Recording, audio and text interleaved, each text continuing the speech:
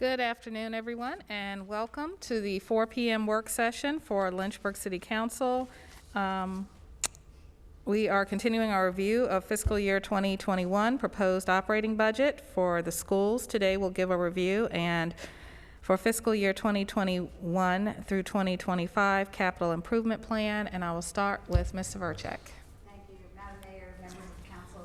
Before we dive into schools and the capital improvement program, you have in front of you a packet of information that includes the answers to all of the questions that you asked us last week. So we aren't going to go over them today, but I ask that you read through the answers, and if you need any additional information or have questions about any of the answers we gave you, to please let me know, and we will be happy to accommodate you. That is all I have, and our next presentation is by Dr. Crystal Edwards, Superintendent of Lynchburg City Schools. Thank you. And while Dr. Edwards is coming with the review packet, did I get a dollar amount for the amount of overtime spent on fire department? I had asked what is the overtime that has been spent on the fire department members, personnel. I sent it either an email request or at the presentation. Yeah, I'd just like to see that dollar amount. Is that just generally? In general, like for the past year, okay. Or in this past year, that budgeted amount, or that amount that it's equaled up to. Thank you, Dr. Edwards. Thank you. Good afternoon, Madam Mayor, Vice Mayor, members of council, Mr. Verchek, and team. On behalf of Lynchburg City Schools, we are happy to be here. Before I get started with the budget, I'd just like to say a huge thank you to my school staff, to everyone who, as of March 13th, our life changed dramatically, and I am pleased to work with some amazing people. You get the measure of character when a crisis happens. And I will say your nutrition staff, your transportation staff, administrators, everybody completely stepped up in those first couple days. And our teachers and our support staff and our central office staff continue to provide for our students. So I'm really pleased that during this time things did not fall apart at Lynchburg City Schools. As a matter of fact, I think we got stronger in terms of our collaboration and working together. So I appreciate the support from the city and from all of our residents and everyone who's come out to help us. You should have a packet before you, which is I fondly named it pre-COVID-19 budget, although it does have some adjustments in it for things that have occurred prior to COVID and after COVID. I will say that there's a lot that is unknown that changes every single day, almost every single hour. This morning I was on a Zoom call with State Superintendent to talk about the governor's budget, which was on Saturday when he made his final changes. Unfortunately, we won't have those final numbers until the General Assembly meets in April 22nd, and we'll have our official calc tool after that. I am anticipating by Thursday to have a summary of what this means for our budget. So some of what you hear from me today will be guesstimation based on what I think might happen, not necessarily what we know to be factual at this point. Let me just tell you what's in this document so that you have a better frame of reference.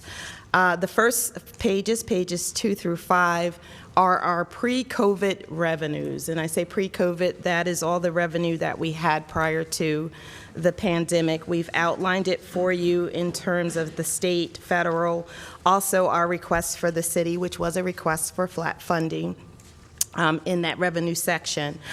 On pages 6 through 8, you will see our pre-COVID expenditures for FY21. And again, emphasizing that this is all pre-COVID, but our expenditures are listed there.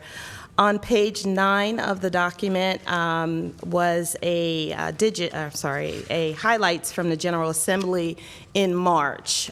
So we tried to outline some of the things that the General Assembly had put forward before the governor in March, what that meant for LCS. So you will see that on page 9.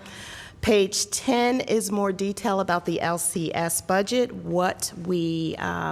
some of the detail regarding our expenditures and what were the priorities pre-COVID, and I'll go over that a little bit when we get to that. And that's pages 10 through 12. Page 13 to 14 on April 10th and the weekend, I got a couple questions from council members, so we tried to include those questions on pages 13 to 14. And one of the questions was regarding SOQ data, which is on pages 15 to 20.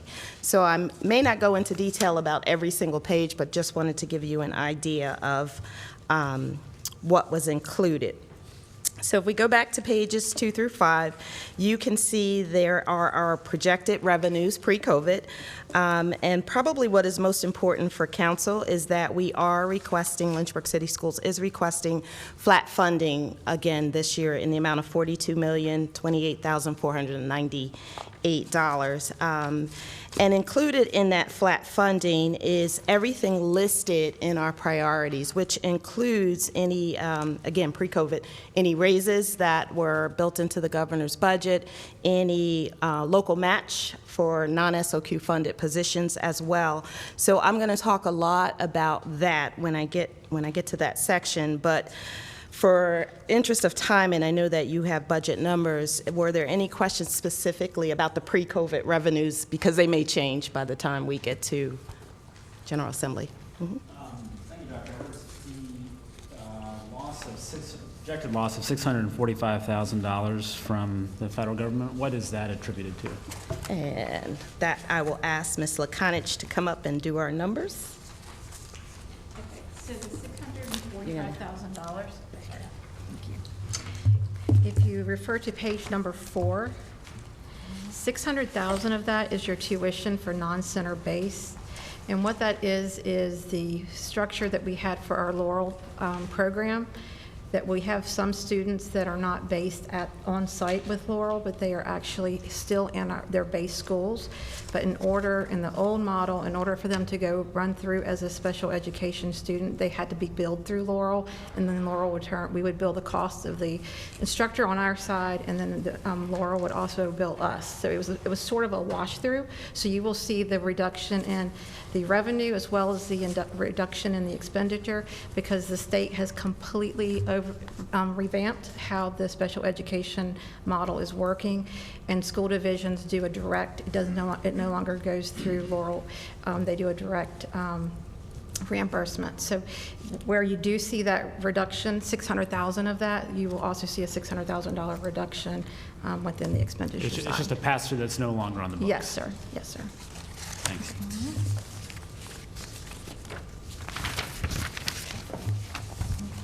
Thank you, Ms. Lakonich.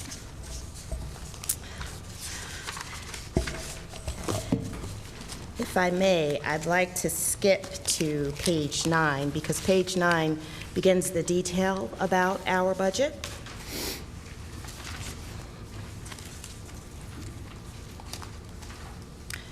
So pre-COVID, one of the things that the General Assembly put forth was a 2% salary increase for SOQ-funded positions. And as I stated, you have a list of those positions in the back of this document, but you also have a list of non-SOQ positions also in the document.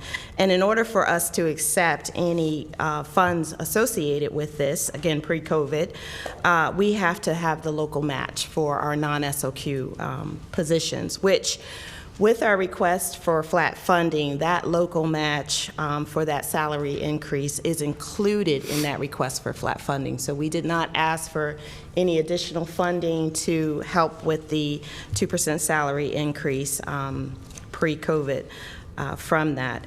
There were also some other things that required staffing positions or staff changes, one of which increase in the counselor or a decrease in the counselor ratio, which means we needed another guidance counselor. So again, you'll see that we had proposed a guidance counselor at R.S. Payne, which is one of our largest elementary schools. Again, pre-COVID, so we have to wait and see what the fate of that is going to be, as well as the 2 additional pre-K classes at Perrymont Elementary School, where there was some funding down there for the classes, and we needed 2 teachers and 2 aides again. None of this were we asking for any additional funding from City Council, and we were quite pleased that we could put together a budget that did include all of this without asking for additional funding. One of the other things that is on page 9 is the minimum wage increase, and you may recall that last year the board worked really hard to increase living wage for most of our employees to $11.28 an hour, but there were still some substitute positions, and they're listed on the bottom of this page, that we did not increase to $11.28. So part of what we wanted to do with our flat funding was look at those wages and also increase them, not only to meet the minimum wage here, which has been, the first year has been changed to May 1st, but also to approach living wage, which is one of the goals of the LCS board. And again, I can't stress enough that all of that was done with flat funding. When we developed our budget last year, we developed it with a couple years in mind, knowing that we would have to try to sustain for as long as we could, but it's not sustainable for life, the increases in our pay tables. So again, very pleased with that. If you go to page 10, you'll start to see some of the detail. And also, we took this document, which is a little different than what we presented to our school board, because we are still pending the outcome of what the governor decided on Saturday. But we listed for you, as aligned to our strategic plan goals, all of the items that are included in this request for flat funding. Some of them are shifts of positions, but we thought it was important that our community understand what the priorities were for our school division. We did hold 2 public hearings. We held one in October to get the input from the public, and some of their input is actually included in this document, and we held another one in March after we put the budget together, just to make sure that the public had this. So if you skip down to the bottom of page 10, you'll see with our first goal, 1.6, which is program and services for students, you'll see a bunch of bulleted items which outline some of the things that we wanted to do, and it's also associated with a school or division with regard to our requests for flat funding and what we wanted to use that flat funding for. So the first item is provide additional special ed support at our alternative programs, Fort Hill and Family Insight. That was something that we not only heard from our staff that there's a need there, but also our community to do that, and we were on target to do that with flat funding. Supporting field trips at all of our schools, and I'm not going to read all of these items to you, but what I will point out for you is the highlighted part. Highlighted is new since this COVID pandemic. The items that are highlighted are the items that we have on hold, that are the ones that once we get our final revenue numbers, we're going to go back and reevaluate. Those are the things that we've prioritized. And you can see that most of the document is highlighted because many of these items are dependent upon both receiving flat funding from you, but also the funding anticipated from the state. There are a lot of student-centered things in here. Some of them, like we talked a little bit about the pre-K classes, and I know that fits with the council's focus on early childhood education, so we're excited about that. We're grateful for the new athletic field at EC Glass, and we need a part-time athletic trainer to go along with that new athletic field because our team, we have more teams at EC Glass. One of the things that our families talked about were additional seats at the Gov School, and you'll see in here that there's 2 additional seats for 11th grade, which will really turn into 4 seats, 2 11th and 2 12th, in the following year.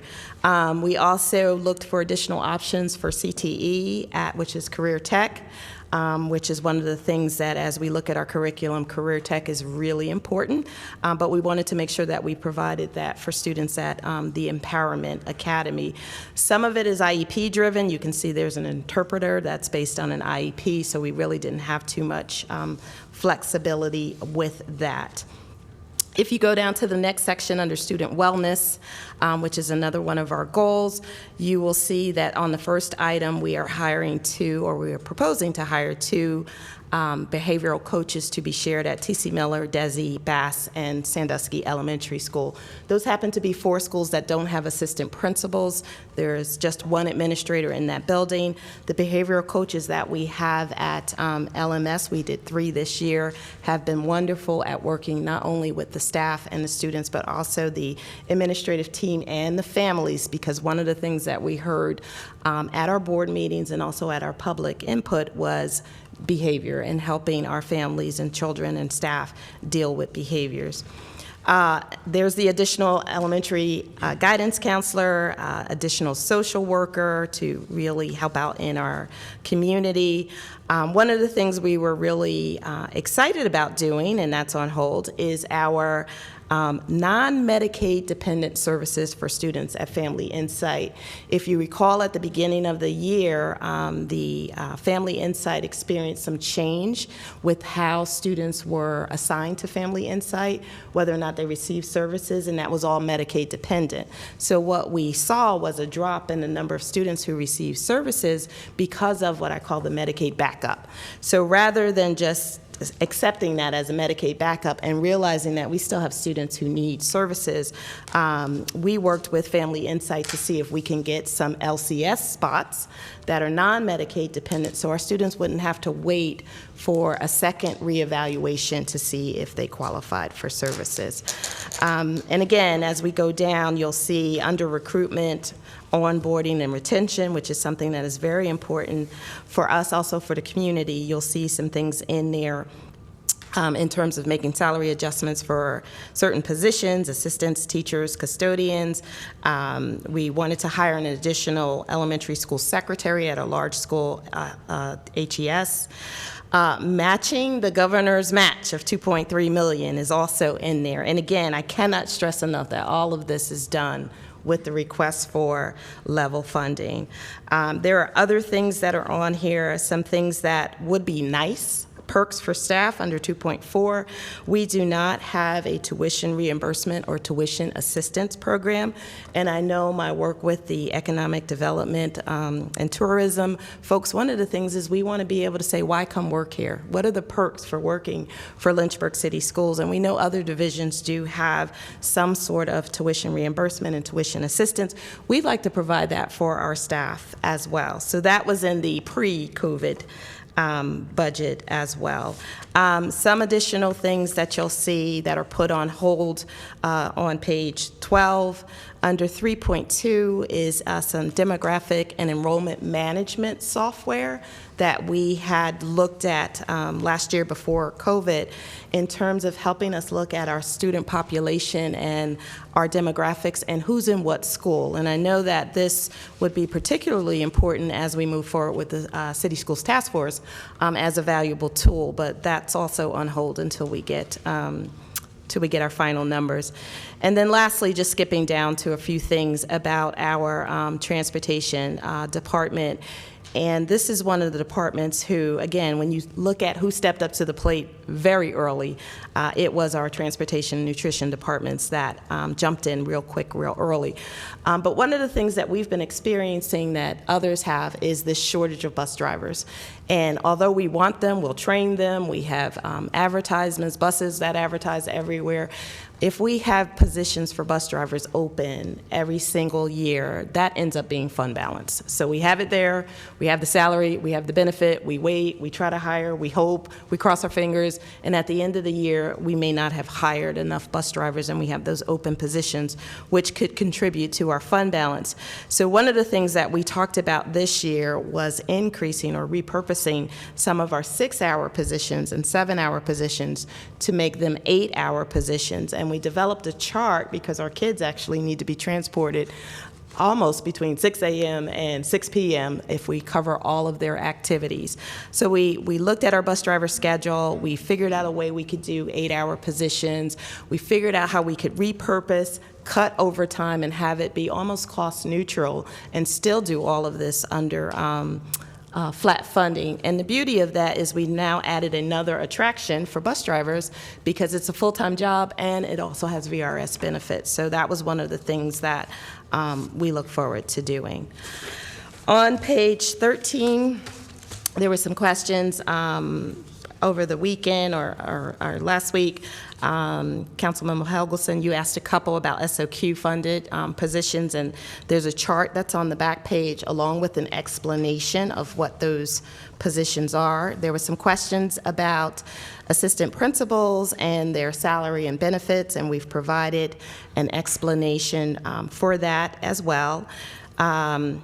There were some questions whether or not we were going to terminate any administrative positions, and in full disclosure, we did not have any administrative positions in the FY21 budget that were going to be terminated. If you recall, when I came down in April of 2018 and in May, I did a whole reorganization at that point.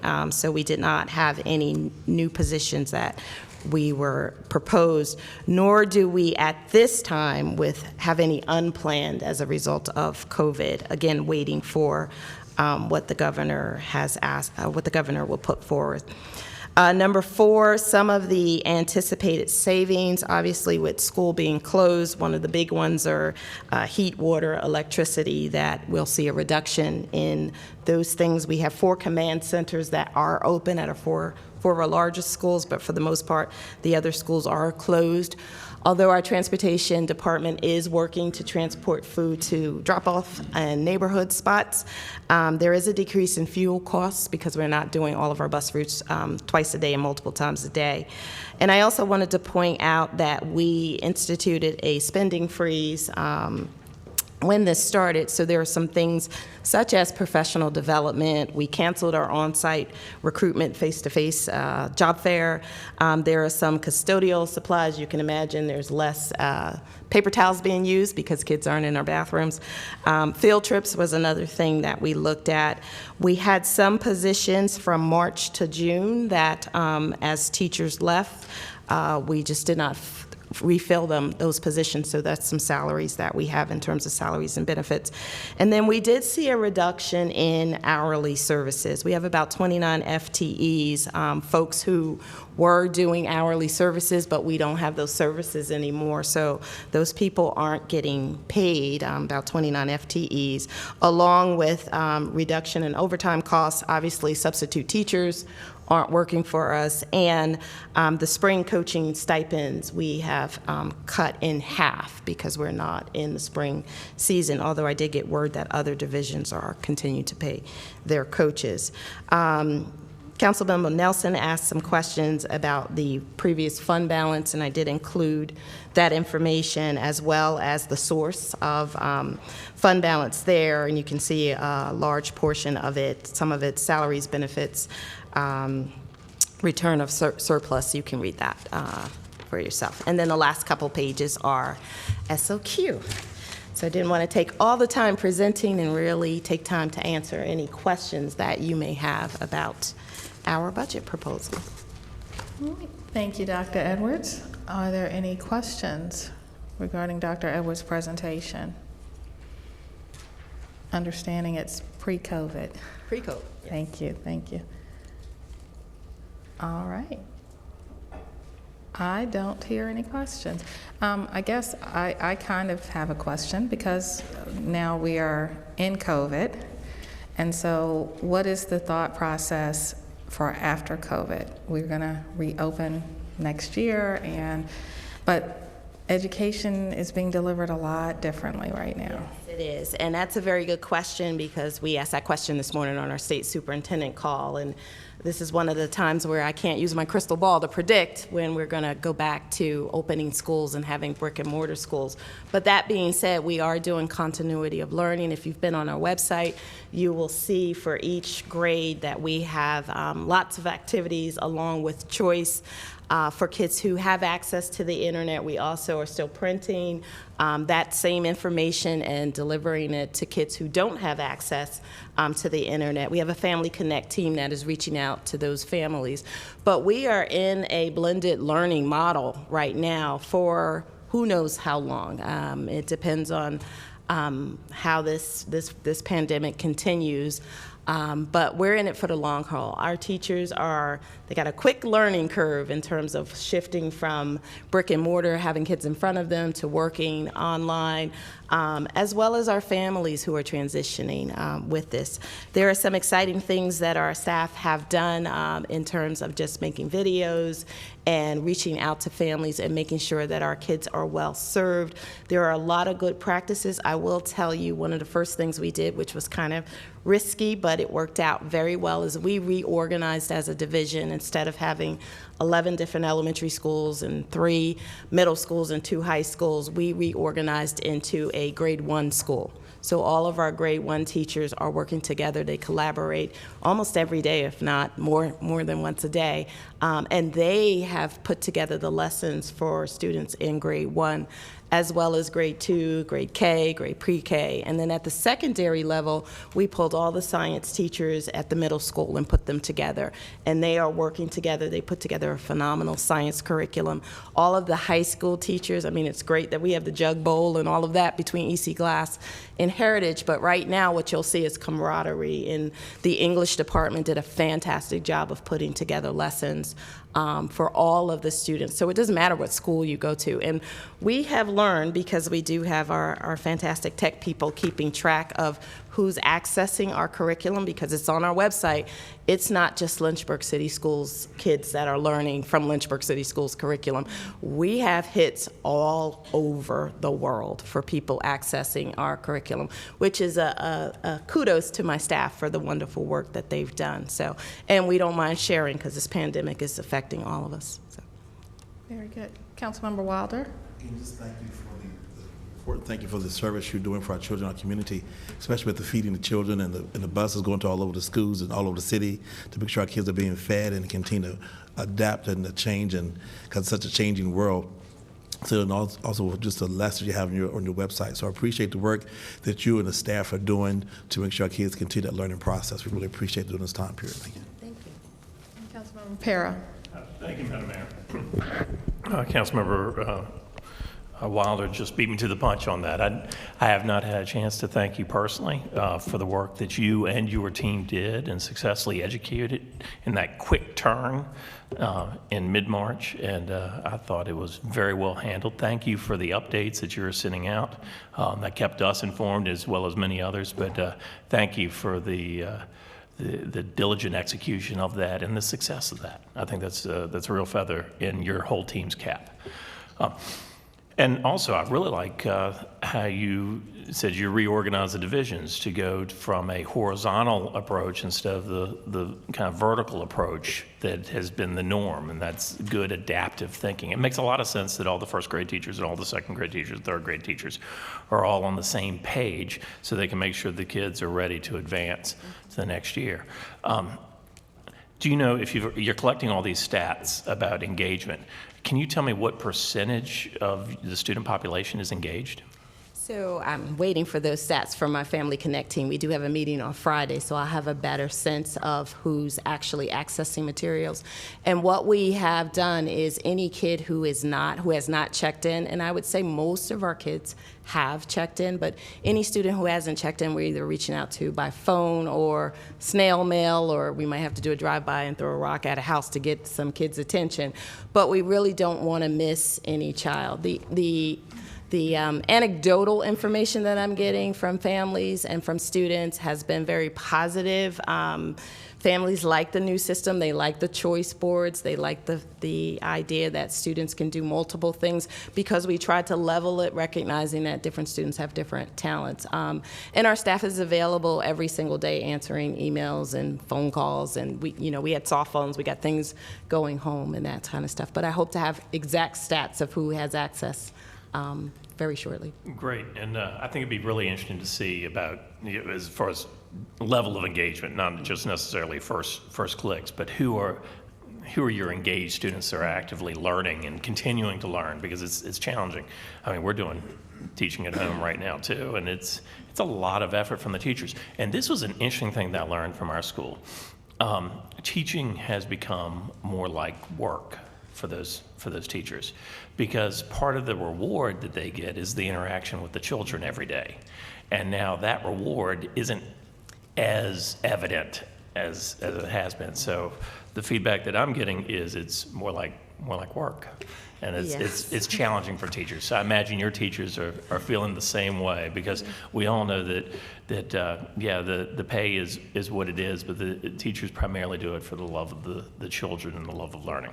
They do. And I would say my teachers are missing our babies tremendously. And some of the connect that we have been able to do with restricted Zoom or just a phone call has been wonderful for not just the teachers, but also the kids. They miss their teachers as well, and even the big ones miss the teachers as well. So I'm digging into the school board's business now, but I'm just kind of curious. So you could give me just a high-level answer, or maybe I'm sure you've thought about it, but maybe you don't have an answer to it yet. But say as an Algebra 2 student that didn't get to finish Algebra 2, is trying to do trying to do the classes online, anticipate to transition to pre-calc next year. Mm-hmm. What are you going to do at the beginning of next year? Are you going to start off pre-calc, or are you going to finish Algebra 2 and go into pre-calc? What are your thoughts currently? And I'm not holding you to this, obviously, because I'm imagining it's a work in progress. Well, all of the superintendents are in the same boat, and I think our state superintendent says, what are we going to do when we're back to ready to learn, or back to school I won't even say school as we knew it, because I think it's going to be different. One of the things that we talked about in LCS is when our students come back to us, to whatever come back looks like when brick and mortar is available, is assessing their skill level and really making sure that we have gap filler lessons for kids who maybe they missed something, or maybe just not having as much personal interaction with a teacher during this time was not enough. We want to make sure that everybody's ready for the next level. So what that beginning of school looks like, we're all kind of guessing, but I suspect it's going to look very different, and it might even be postponed back so that you have some time at the beginning to really, measure kids and see where they are, and then see what you can do once you can get some face-to-face learning, particularly our most needy students who maybe the face-to-face is the best way to teach them, and maybe some of the modifications that they need are in person. So we want to make sure that we provide those when we have an opportunity to do that. So my best guess is probably the beginning is going to look a little different. If we were to open in August, those first couple weeks would be a sort of, go back and reassess and gap fill before you start moving kids forward to the next level. But what I will say is that, our staff is doing everything possible to make sure that students are ready for the next level. So the curriculum and the materials, if students really follow through with that, we should have minimal gap filling lessons that we need to do, but recognize that we still will have some of that for kids. And last question, this is more back on budget related. Mm-hmm. Has there been any talk at the state level about extending the school year next year, or anything like that could incur additional costs for the city? Everything is on the table right now in terms of just possibilities, but I can't speak for completely at the state level, but I will say that these things they're turning pretty rapidly. So I wouldn't exclude it as a possibility of how we look at our school system. I think we're all just kind of waiting to see. The word is Virginia hasn't peaked yet, so everybody's hesitant to put a date, a time on what we're going to be able to do. So. Thank you. Councilmember Hagelson. Thank you, Madam Mayor. Thank you, Dr. Edwards, and I appreciate you getting all this info together.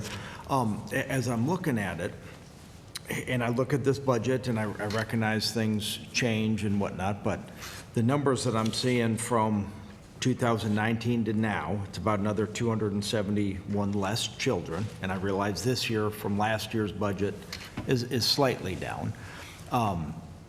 And I realize you haven't been here a long time, and I realize you've been helping clean up things. And when I look at the SOQ versus non-SOQ, so the state is funding lots of the positions for instructional positions, and locally, our local taxpayers, it looks like, are funding 100 extra positions for instruction. Am I reading your chart right? Correct. Not every position is funded fully. Right.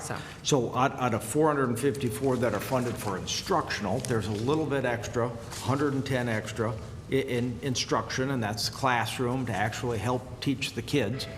The problem that I have with this is the line above it, which is the support funded positions.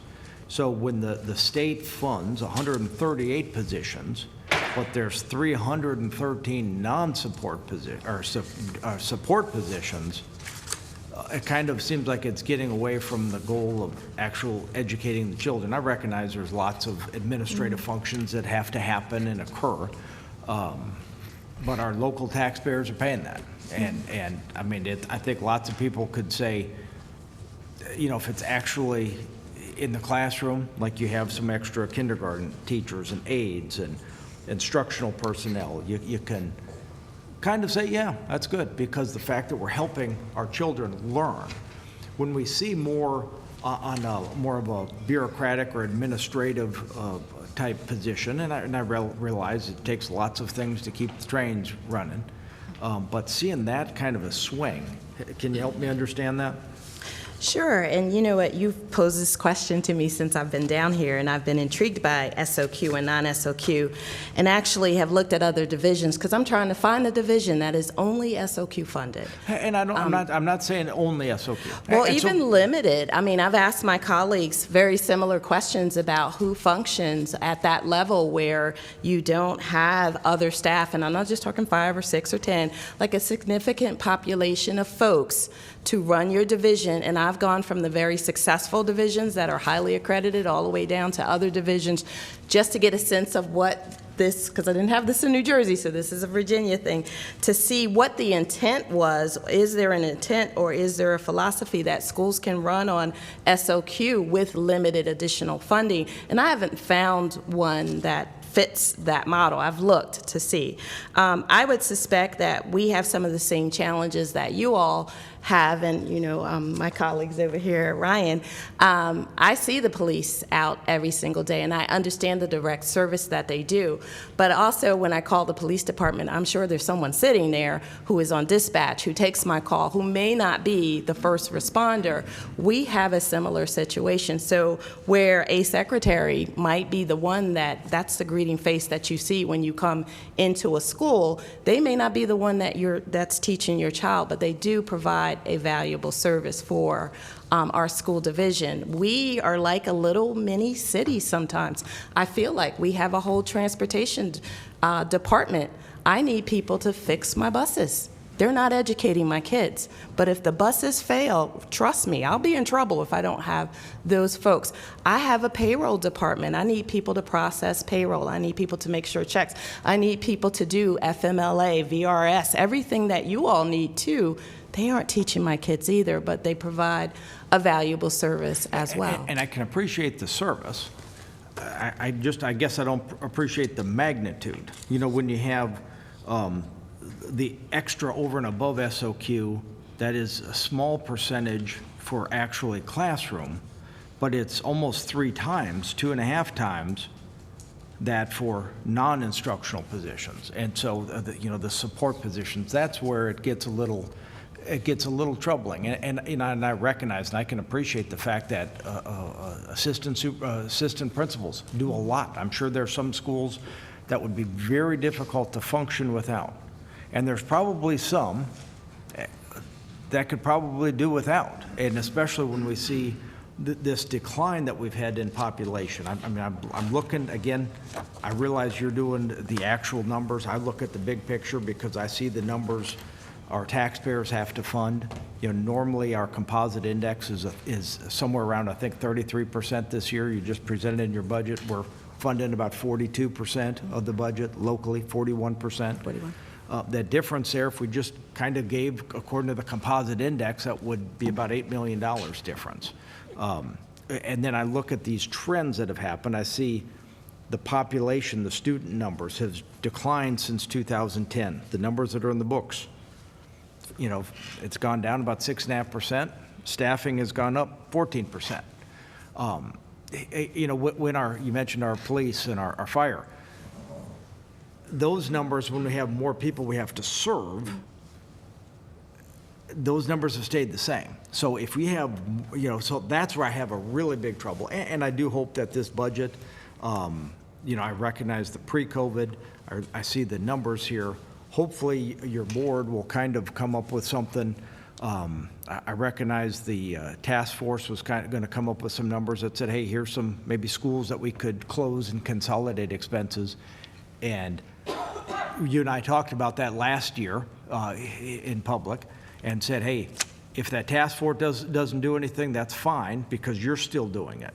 And so now when that task force is now not going to be meeting, hasn't come up with a recommendation, we're now hit by a freight train, the city taxpayers, where we've lost lots of people got unemployed. The budget, the numbers are declining from 14 million to 10 million, and lots of numbers are declining. So we need to figure out where we can to get rid of the administrative positions is my perspective. When we have positions that are actually helping the children to educate, obviously you're looking at the overall, all these extra positions in between, I'm sure there's lots of value in up markets, not diminishing that value at all. But in times like now, those extraneous positions, we got to start thinking where it can go. So if I may, I would agree with you in times like now. When I look at the projected enrollment from the current school year to next year, I'm seeing 32 kids difference, so a decrease of 32 kids. And again, we asked for flat funding with a decrease of 32 kids. The other thing that I would ask you to consider is the impact of the children that we're going to have when school starts. You mentioned that a lot of families are unemployed, underemployed. That has a way of manifesting itself with children and how they perform and what their needs are. So our kids have needs as it is right now. So some of the people who aren't the direct teacher in the classroom do provide a service in meeting, because we don't just have kids who are in our schools for just academic purposes. I don't wish, but because I love the well-rounded child, but that's not our only function. We do have people who are there to help the kids socially, emotionally, with behavior. So I want you to imagine what school is going to be like and what our families are going to need from us as an educational system to sort of recover from what is occurring right now. And I would say that rather than suggesting that we cut the personnel, and I understand the financial impact, believe me, but I'm also looking at it from the lens of the child and saying that we don't know what our little babies are going to need when they come back to us full force. But I do believe that we need to be ready for what our little babies need, and as a city and as a school division, help to repair and build up whatever could be breaking apart right now in their families. Some of the things that I know that we're seeing is, it's easy to say, do you have internet access in your home? Yes, I do. It might have been, yes, I did, before my parents lost their job. Or it might be, yes, I do, and we have one computer, and both parents are telecommuting, and they have to use it all day long, so I, as a student, can't get on that computer until late at night or whenever it's appropriate. So there are things that we're experiencing with our kids that we haven't experienced before, and we don't know what their needs are going to be. So I understand what you say, and I was a classroom teacher, and yes, I am grateful for all the time I spent directly in front of my kids, but I'm also grateful for the school social worker who worked with the families. I'm grateful for the psychologist who did the testing. I'm grateful for the nurse who worked with my kids. I'm even grateful for the assistant who, when my child needed a timeout, I could continue teaching, and they were working with that child. I'm grateful for the assistant principal who sits on every single special ed IEP meeting to make sure that families whose students with special needs are being met. So there's a lot that goes beyond just what I do in my classroom as a teacher with other personnel who, no, they're not directly teaching kids, but they do have a major impact on kids. And believe me, I would not bring forward a fluff and stuff budget to you all. If anything, over my last 2 years, you should have seen that transparency goes with my name of Crystal. So I'm not trying to hide anything. I'm not trying to overstaff my department, but I will fight hard for the needs of kids, and I will make sure that our babies are in. I don't want them suffering as a result of this, and I want to make sure that they not only bounce back to where they were, but hopefully this time will give them some other skills and some ingenuity and some flexibility that they can actually be better than they were before this, and we're going to make sure that that happens. And so with that, just to finish up, so this was the pre-COVID, and obviously there's going to be some post-COVID. Yes. And so there's going to be some things that, you know, I mean, when the governor closes things, he closes things that he deems, you know, non-essential. And when he closes those things, that's the governor's words, not my words. When he closes things, those mean that we got to maybe sharpen our pencil. So after, you're going to come up with something else that's going to be presented to the school board, and they'll come up with some items, and obviously we don't have all that much time, but. Correct. So that's why you see items that are highlighted on my list. And I will say, you know, having sat in on the call this morning and watched the governor, I don't think that he closes things that are non-essential. I think he has to make priorities as well. And the word that I'm hearing is that things are going to be suspended. Not that they aren't important, not that they aren't valuable. He worked very hard to put together the budget proposal. The General Assembly worked very hard. And pre-COVID, all of that was valuable.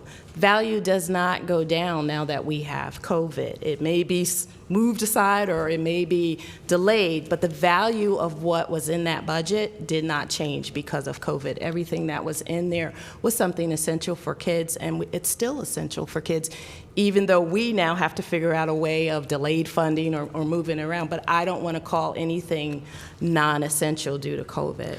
And so one thing that just brought it up is the fact of, I think they did eliminate the raises, correct? And so there was a portion They of. suspended them. Yeah. Well, until I get the final numbers, but that was the So there was a portion in your budget that you presented last time was the match for, especially for a lot of these non-SOQ positions that had to be even, you know, the full match had to be paid. So that would free up, I imagine, quite a bit of funds if that match, or if those raises didn't go in and the local board didn't have to match it, correct? It could, yes. But the Okay, other thank thing you. that I did not mention, you know, just as a city, I think it's $5 million that you all said you were anticipating, and that's guessing that 25% of your sales and meals tax and all of that might not come in. We are also affected by sales tax. Part of our revenue is sales tax as well. So although our current budget and our future budget is based on sales tax and revenue, we face a similar challenge that you all, that if the state revenue comes in less, then we have less revenue from the state as well as other sources. Lottery may be another one. So we're trying to, that's one of the reasons why we put in a spending freeze as well. We're trying to, just like you all are doing thoughtful planning, we're also trying to do thoughtful planning for the unknown. And that's why I just mentioned about those administrative positions as opposed to the ones that are on the front line actually teaching. So as those come in, and if those numbers come in, hopefully you'll be able to adapt. So thank you. Thank you. Councilmember Nelson, followed by Councilmember Pero, followed by Councilmember Wright. Thank you very much. Thank you, Dr. Edwards. Thank you, Madam Mayor. I also want to applaud you, your staff, your administration, your teachers, the transportation department, the nutritionists who work hard to get those meals out, as well as the teachers and staff who get the lessons out. It's been, from my perspective, a very creative, innovative approach to deal with something that you've never seen before. In that regard, I had the privilege of watching a meeting on March 25th where you proposed, first you anticipated the need to get students who had lost, will lose their second semester of this year, prepared for the first semester, whenever that happens, of next year. And Councilmember Pero alluded to those students who were doing well, and they're going to move into a different regimen of discipline and fundamental knowledge. In that March 25th meeting, you, I think, were talking about a program that would fill the gap for those students who were struggling just to be where they are now and get them ready to stay on grade level for the next session. And in that, you were talking about a summer program, which inherently, because salaries are one of your most expensive budget items, you would need to have some mechanism to establish, and I think the words were a salary reserve fund, to be able to implement some contingent program like that. Has that model developed any in the last 3 weeks? Has it been crystallized a little better? No, it has not been crystallized. So just to fill in the backstory a little bit, going back in time on March 13th, where in the morning we were planning for not having school on March 16th and extending the break that the kids were already on, to by the afternoon we were shut down by the governor. So it changed completely just in a matter of hours. Our plans, which were so great that morning, were not so great once that changed. And it continued to be rapid change. So one of the things that we were facing was the unknown of, okay, what does this mean for our staff? Particularly since our first response was to feed the kids. So having our nutrition workers there and recognizing that they're self-funded and that they get reimbursed for the meals, and not knowing whether or not they would get full reimbursement, even though they were showing up to work in the middle of the unknown, we had no other way of saying, well, how will we pay them if they don't get reimbursed for the meals? We don't have a salary line for them. We have no way of paying them. But yet we want them to show up. We want them to be there. We want to take care of them.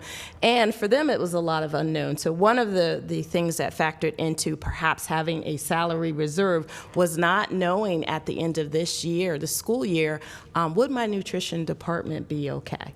And if they weren't okay, what message am I sending to them that, you know, I don't know how you're going to get funded. It wasn't a good place to be as a leader. So one of the things that I asked my board to do was, can I have that flexibility? And also not knowing how deep the stay at home, no contact, what that would do for our board meetings, whether or not we would be shut down and I would be stuck, not being able to make those decisions. So I did ask the board for that flexibility with the stiff parameter that I would let the board know before I would even do anything like that. So I have not done that, which is probably why you haven't heard any communication about moving any funds into a salary reserve, because I don't know if we look at salaries every single day to try to predict that. And that was one of the things that factored into it. The other thing, as you mentioned, is as this was happening and we were told, first, we're closed for 2 weeks, and now you're closed for the year. And then we struggled as a state of new instruction, no new instruction. What are we doing here? Not knowing what my kids need. And again, my focus is always the children, thinking, okay, if school is closed for the rest of the year and we don't get any guidance, then summer's going to be real important for getting my kids back up and running. And yes, I normally have some summer school programs that are very small, but I might have a larger number of students. And again, I would have to pay my staff to really be there. So not knowing, could I have some flexibility that says if I get to the mid-May and say, listen, I'm anticipating a summer program that's going to cost X, can we have a salary reserve for that program? So that was another thing that we talked about. The other thing is, again, not knowing the unknown. You know, when you think of school, you think 8 to 3, Monday through Friday. We don't know whether or not we might have to deliver some services on a Saturday or on Sunday. If you go back to my kids right now, who they could be in homes where they don't have any access to anything right now, and the only time they can work is on the weekends. And if I'm asking a teacher to work with them on the weekends, then that's another thing that I was thinking through, like, okay, let me make sure that I have a contingency plan for that. But none of that I would ever put in place without thoroughly going over that with my school board first. I do appreciate that, and you touched on it. I guess my concern or my inquiry is more in what about the unimaginable, which right now may be very imaginable. All budgets are built on past experience and conventional thinking. This is what last year's school calendar looked like, and these are the programs we had, and these are the schools that were open, and we're going to probably have those same school buildings and the same approximate number of teachers and administrators and students. But if you listen to the news, as I did yesterday, it was projected by some experts that this country should not have large gatherings of persons for at least until next spring. Now, schools inherently are large gatherings of persons. So if that is something that a governor or even a portion of a state says, no, you can't gather more than 50 people together or 100 people together, that doesn't just apply to concerts and athletic events. It would very much apply to schools. So that would, all of our experience in how our schools operate in the past, at least for the next budget, would be antiquated, and education would take on a whole new face. And you might not have to have all of those teachers to deliver the lesson as you have developed over the last couple of weeks with the packets and the online sessions with your students by the teachers and having collective grades and so forth. But is the school board or the administration or someone conceptualizing how that would work if for some reason you couldn't open, not in August and September, but till next winter or next spring? And I did hear, what made me think about it was public radio, public TV has offered in a general way to provide a median to provide education, and I don't know how they would do it, but that would totally change your budget, maybe minimize the need or drastically force it to adopt to something that I don't know what it would cost, but that's of concern to me, to begin planning for that, because it may be a reality and not just a hypothetical. So I certainly appreciate your going there, because I go there every single day and every single night, and my staff who works with me, I probably frustrate them because I'm always thinking about the what if and what the future might hold. Even the way that we reorganized quickly to just be grade levels instead of schools was quick, fast, and just in response to, we're closed, we don't know when, we know we're at home at least till June 10th in terms of the governor, so how does that look different? So I would say what our schools look like right now already looks different than what we did, a couple weeks ago before COVID. So we are always thinking, and I think the mayor and I talk about it as an opportunity for innovation. In terms of what we can do differently. There are a lot of things that are coming out. PBS and the VDOE have partnered, and there are some lessons that are being broadcast over on PBS. I think for the early grades right now, they're going to do something for AP during the week of April 27th. But we also talk about blended learning. Virtual Virginia has always existed. We have some students who participate in that, whether or not there's opportunities for our teachers to become trained in that blended learning model. I mean, even some college professors right now are struggling with the shift to how do we teach online and what does that look like in a new world. And we joke about what we call brick and mortar school because that's the best way to describe where everybody gathered. But brick and mortar school might not be brick and mortar school if we can only have 10 or 12 kids in a classroom and things like that. So we absolutely constantly think about that kind of thing, what if, and where that might take us, and run some scenarios. And I don't do that in isolation. I would say superintendents across the Commonwealth, if not across the nation, are all doing the same thing. And we've collaborated together to try to share best ideas to see, what may occur. But none of us can predict. I think the city manager asked me, when do you think school's going to open? I go, I wish I knew. I'd put some money on that, but I don't. So the best I can do is lead while leading, being forward-thinking, thinking what might come, but also being present in what exists right now, so working with what we have right now. I appreciate that. If you think about the beginning of the school day, every one of those little yellow vehicles that go down the road are packed with kids in a very close space, and that might be an unhealthy situation for some reasonable time in the future. But thank you for your thoughts and comments on that. Thank you. Councilmember Pero, I believe, was next. Thank you, Madam Mayor. I'm not going to be very brief since I've already made a comment. But when Councilmember Hegelson was talking, I was doing some quick math here, and I think, and I've seen this concern year over year, and I guess he and I both struggle to figure out how we can affect this some way. So for every 4 instructional positions, there are more than 3 support positions. And that just seems awfully heavily. It's actually closer to 10 instructional with 8 support. But that just seems top-heavy, or maybe not top-heavy, but it's not the right ratio of support to production. And that's intuitive from what I've seen in other organizations and around. But what can you do to bring that, what is a guideline or a ratio that is consistent among other school systems, and how do we compare to that ratio?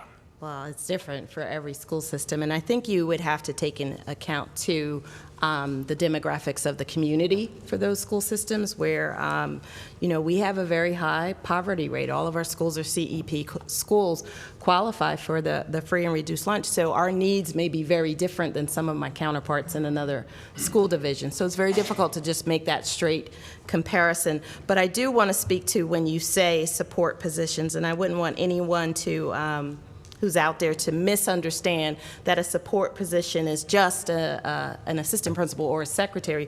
And we've provided a list for you all on support positions.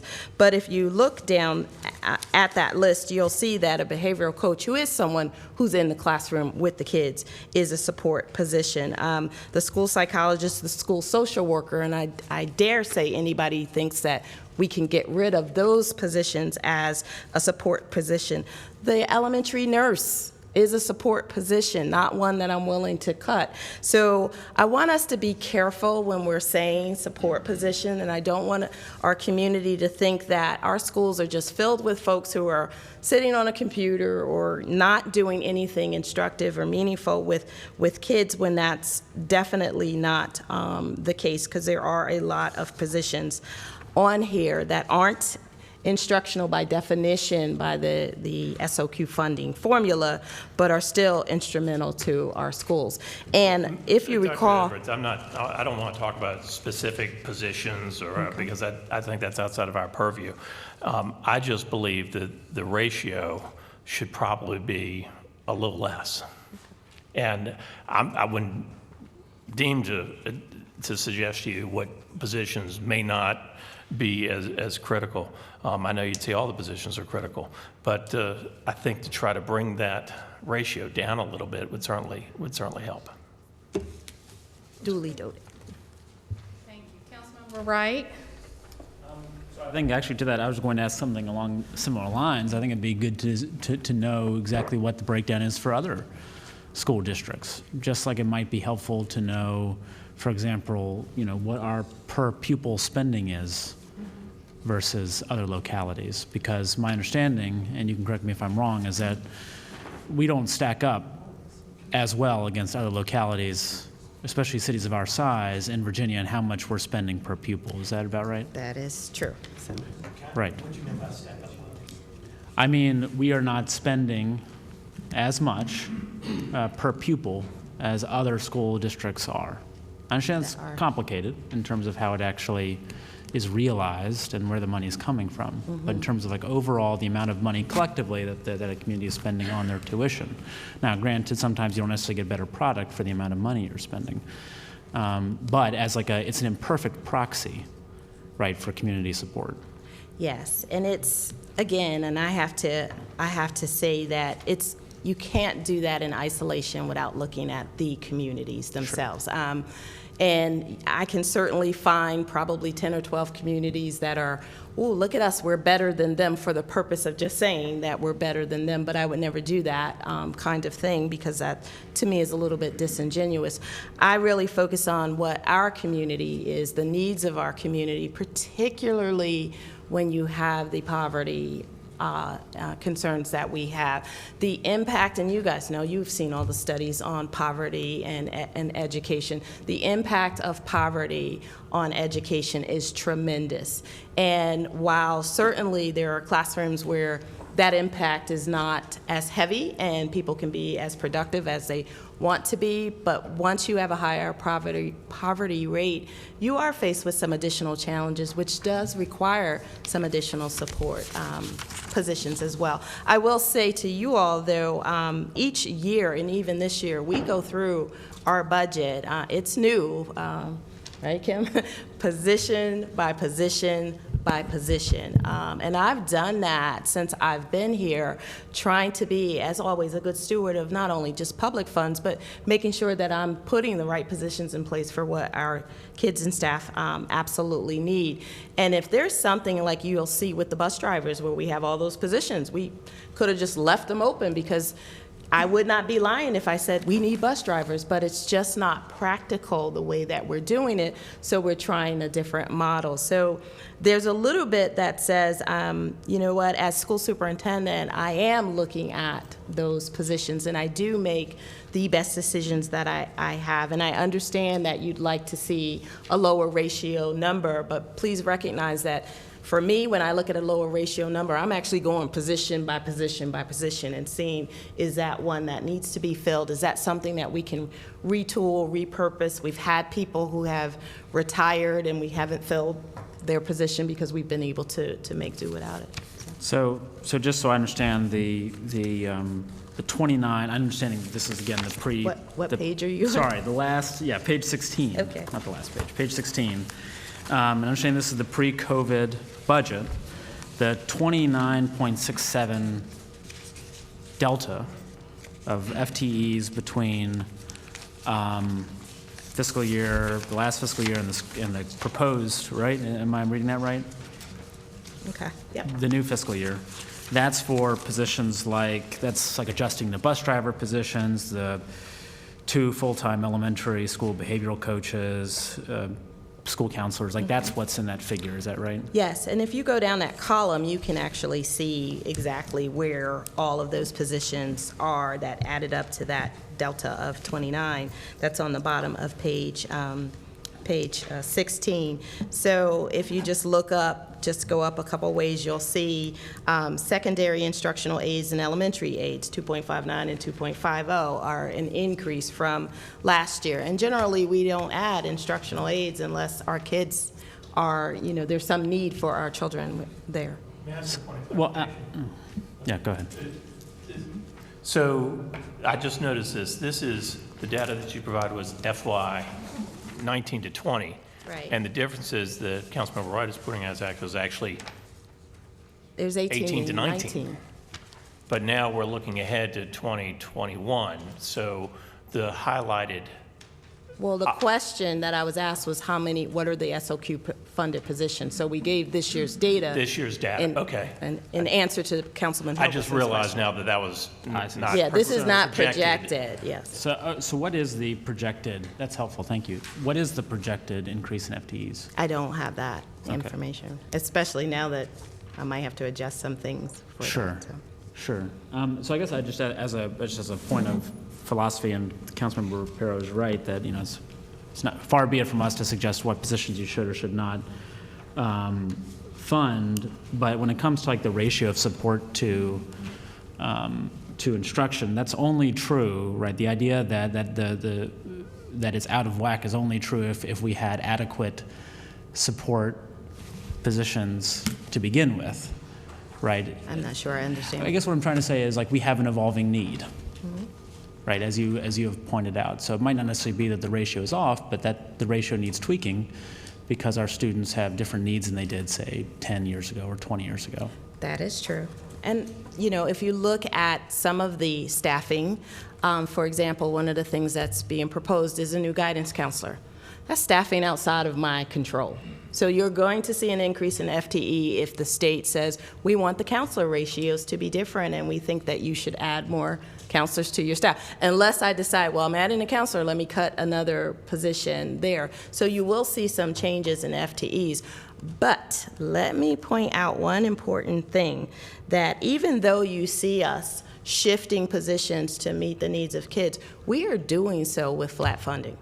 So we're not doing so. These 29 FTEs between this year and last year, or whatever are projected, is not at the expense of saying to council, oh, by the way, I need 30 additional positions, and it's going to cost you above and beyond.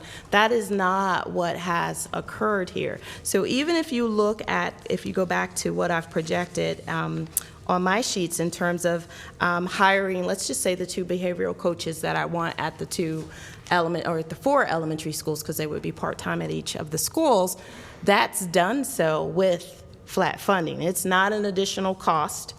It's not additional money that I'm asking council to please give me money so I can hire new people. We are actually looking at our budget, and as people resign, retire, we're looking at attrition. We're trying to manage the money as best we can to meet the needs of our students. So if someone who has been here for a very long time who retired and someone's coming in at a lower salary, we're trying to manage that without saying to you all, hey, we have these additional needs, how are you going to fund it?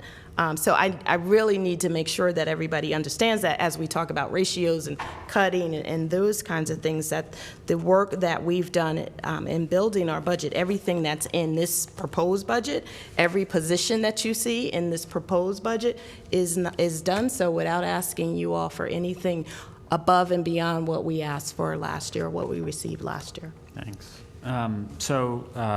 I also want to comment or echo the comments that other council members have made in thanking you and your team for the really just tremendous work that you've been putting in over the past month to keep our kids safe and healthy and educated. So thank you. The last question that I had was, do we have any inkling that we actually might see an increase in enrollment in the next year because, for example, folks might not find it as easy to afford private schools as they might have? That I don't have that information yet. We're just about to do our online registration and see. I think pre-K is probably the first one to be up and running with that, but we don't have any indication of that just yet. Okay, thank you. All right, thank you. Thank you, Dr. Edwards, for your reporting, your pre-COVID. Thank you, council members, for all the questions. I have a little message right now. Indulge me, everyone. Maybe I'm the only one who's looking at this like the way I'm looking at it. The world as we know it has been reset. It has been reset. From our economic systems to our education systems to our individual households of who's working, who's not, what businesses may sustain themselves, what businesses may not, to parents now becoming the teachers, the caregivers, the child daycare centers within their own homes. The world as we knew it has been reset. And so I appreciate your answers to the questions that council members are throwing. And I think council members in general are thinking along the same lines, and I know you're meeting with the state and you're talking to these superintendents, and I think a lot of people would feel comfortable if we all went back to kind of the norm. It's comfortable to do that. But there are things that I know I have been asking for several years, 6 years on school board, 9 years working as the public information officer for schools, now having served 6 years on council. When you look at the total of what we've been doing for the past several years as a council and as a city with our poverty rate, which you have mentioned several times, a reset is a reset for everything. A reset is a reset for everything. When the upside downs of the world get turned to what I call upside rights, and the things that we should have been trying to figure out years ago for people who had the least, who weren't in homes, who didn't have access and all of that, now we're having to figure it out in order to just deliver the basic.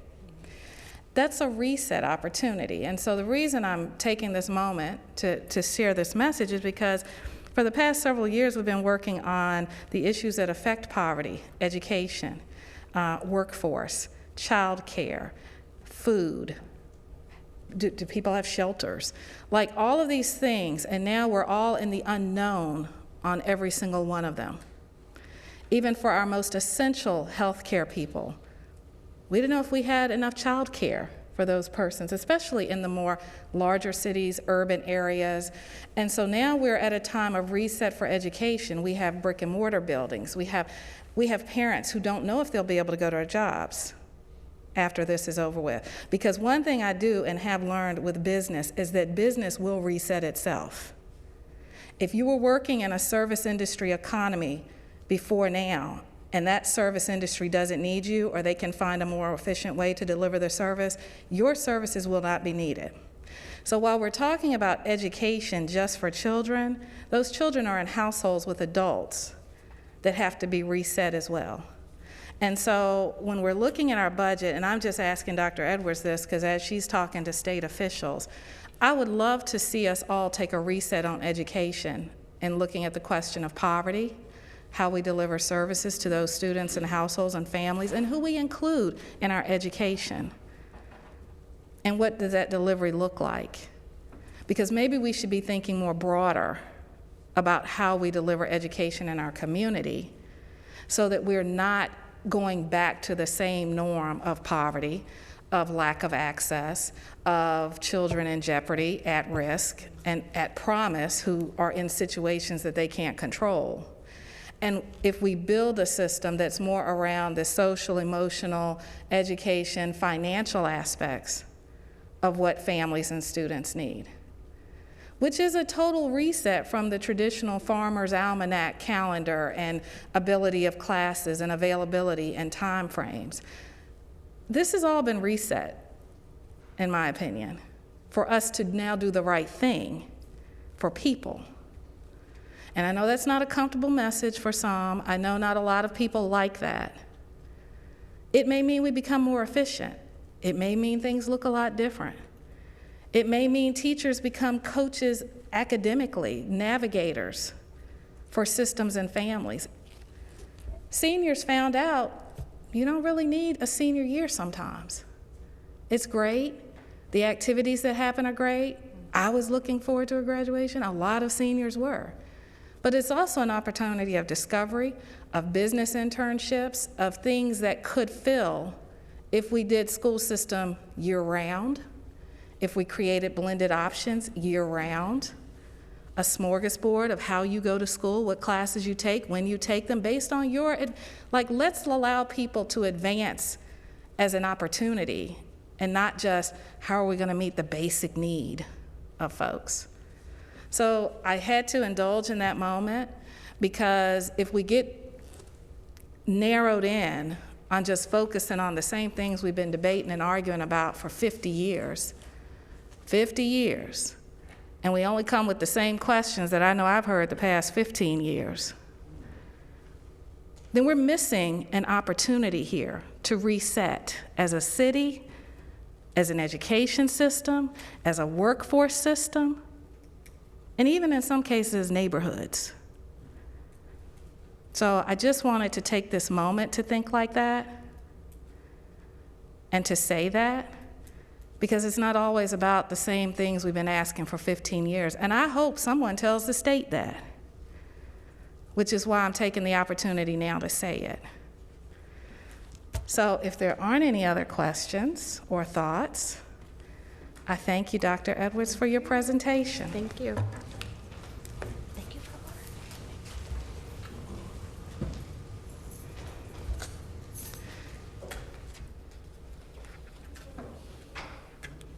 Ms. Severcek, thank you. Mayor, members of council, the next section of the budget that we are going to present to you is the capital improvement program for fiscal years 2021 through 2025. And Reed Wodecood, Deputy City Manager, will be doing this presentation. So thank. Quick question on that. I know you mentioned you've been reworking the budget and whatnot. Has this been reworked, or is this, we're still going over it because it was written in the book and we're going to present it? No, so this has not been reworked, and most of I doubt that there will be a lot of changes in this because pay-as-you-go is based on last year's money and bond funding is future and that sort of thing. So there might be some changes, but I doubt there will be huge changes at this point. Okay. So as the city manager said, we've been talking about the operating budget. I'm excited to talk to you and have everybody turn the big yellow tab over to the capital side of things. So a lot to talk about. So I just want to kind of start off with a couple of really brief comments. And you know, over the next couple of minutes, we're going to be talking about a lot of numbers, flipping a lot of pages, a lot of technical details. But I think it's really important to start off talking about how the projects and the work that's done in this section of the book, as in other sections, really helps us define and articulate what we want our city to look like in the long run, and the important investments that we're going to make. These greatly affect the quality of life of the folks that live in our city and make commerce happen, so this is very important. The other thing I'll mention is that, as you know, as was mentioned before, the schools task force is still continuing their work. So in the future, this document, again, will iterate and change as more projects in the future will come about. We're not ready to say what those are just yet because we just haven't gotten those recommendations yet. But those, again, I just want to be clear that those projects will be coming forth for the future. At the budget retreat in February, we reviewed a number of the general fund financing plan that hasn't changed a lot. In total, in all funds in the 5 years, we have approximately $346 million. 32 million of that is in fiscal year 2021. Again, that's all funds. In the general fund in fiscal year 2021, it's approximately 15.1 million. And on page 5 and 6, you can see the difference between the appropriations by year and the cash flows by year. So you can just see how much money we'll actually be spending. So we'll start off on page 8 on projects. And before we get started on that, I want to mention a couple of things. You've heard us mention a little bit about how we've done a lot of work to update the way that we're communicating these CIP sheets. And we have done a number of things that have changed that made it more, hopefully made it more readable and made it more allow us to delineate other information. So we've done a couple of things. First of all, we've updated all the pictures that you see. That's one of the pieces of feedback we got last year. It was a little bit confusing.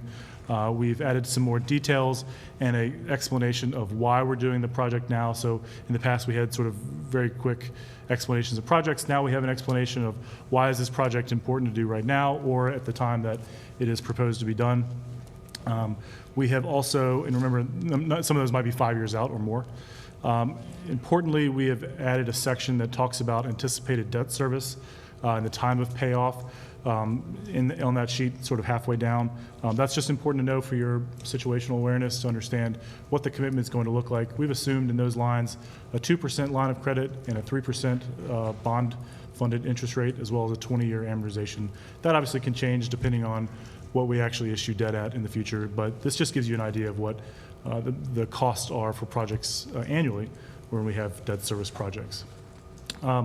We've also added a couple of activity types in the appropriations component, so you'll have that there. All right, so starting off, we'll just go through.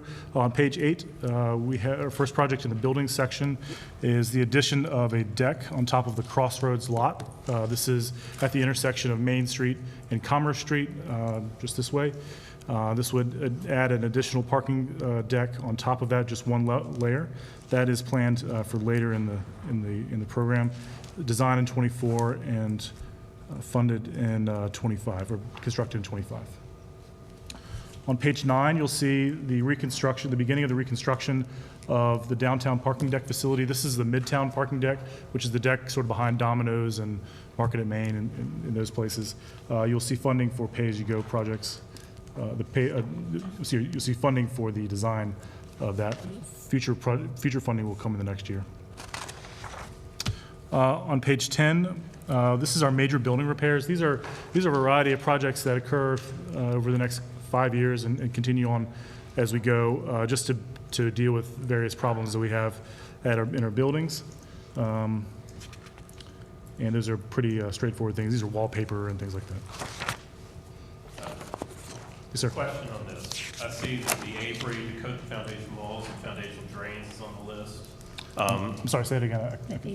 The aviary, the coat foundation walls, foundation drains is on the list for $50,000. Yes. I mean, is that critical?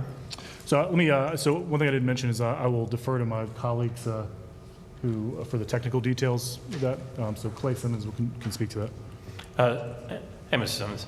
Simmons. So as I'm looking down these building projects I'm only looking at the upcoming fiscal year. Are there any of those that could be deferred to a later time? You had initially asked about the aviary. Yes. Again, looking at that, when we took apart the flooring system and rebuilt that last year, we found that we've got some water penetration issues in the foundation, so we're really trying to protect the envelope of the building still with that. So that in particular project, I would say, yes, we would like to see that move forward. How about like the fire station one, the new floors in the kitchen, TV room, weight room, and plumbing fixtures, et cetera? Again, any of those would be sort of a quality of life question for the firemen. I'm sure they're going to see them as very important. So I think on those, it's really important that we continue to make progress on fire station improvements. We have planned out in the next several years to do a number of these projects, and what we don't want to do is allow the fire stations to continue to degrade from where they are. I do want to note that when we were balancing the budget based on the pay-go money that we had, I think we probably dropped $500,000 worth of projects that are necessary, or we deferred them for the next year. So I appreciate the question, and certainly we can talk about any of them, but I do want to have that the point data. is, are there certain things that, this is, what do we need versus what's nice to have? Yeah. New flooring in the fire station, that'd be really nice to have. But I don't think that's a critical need. It's not like we're losing people through the floor, I wouldn't think.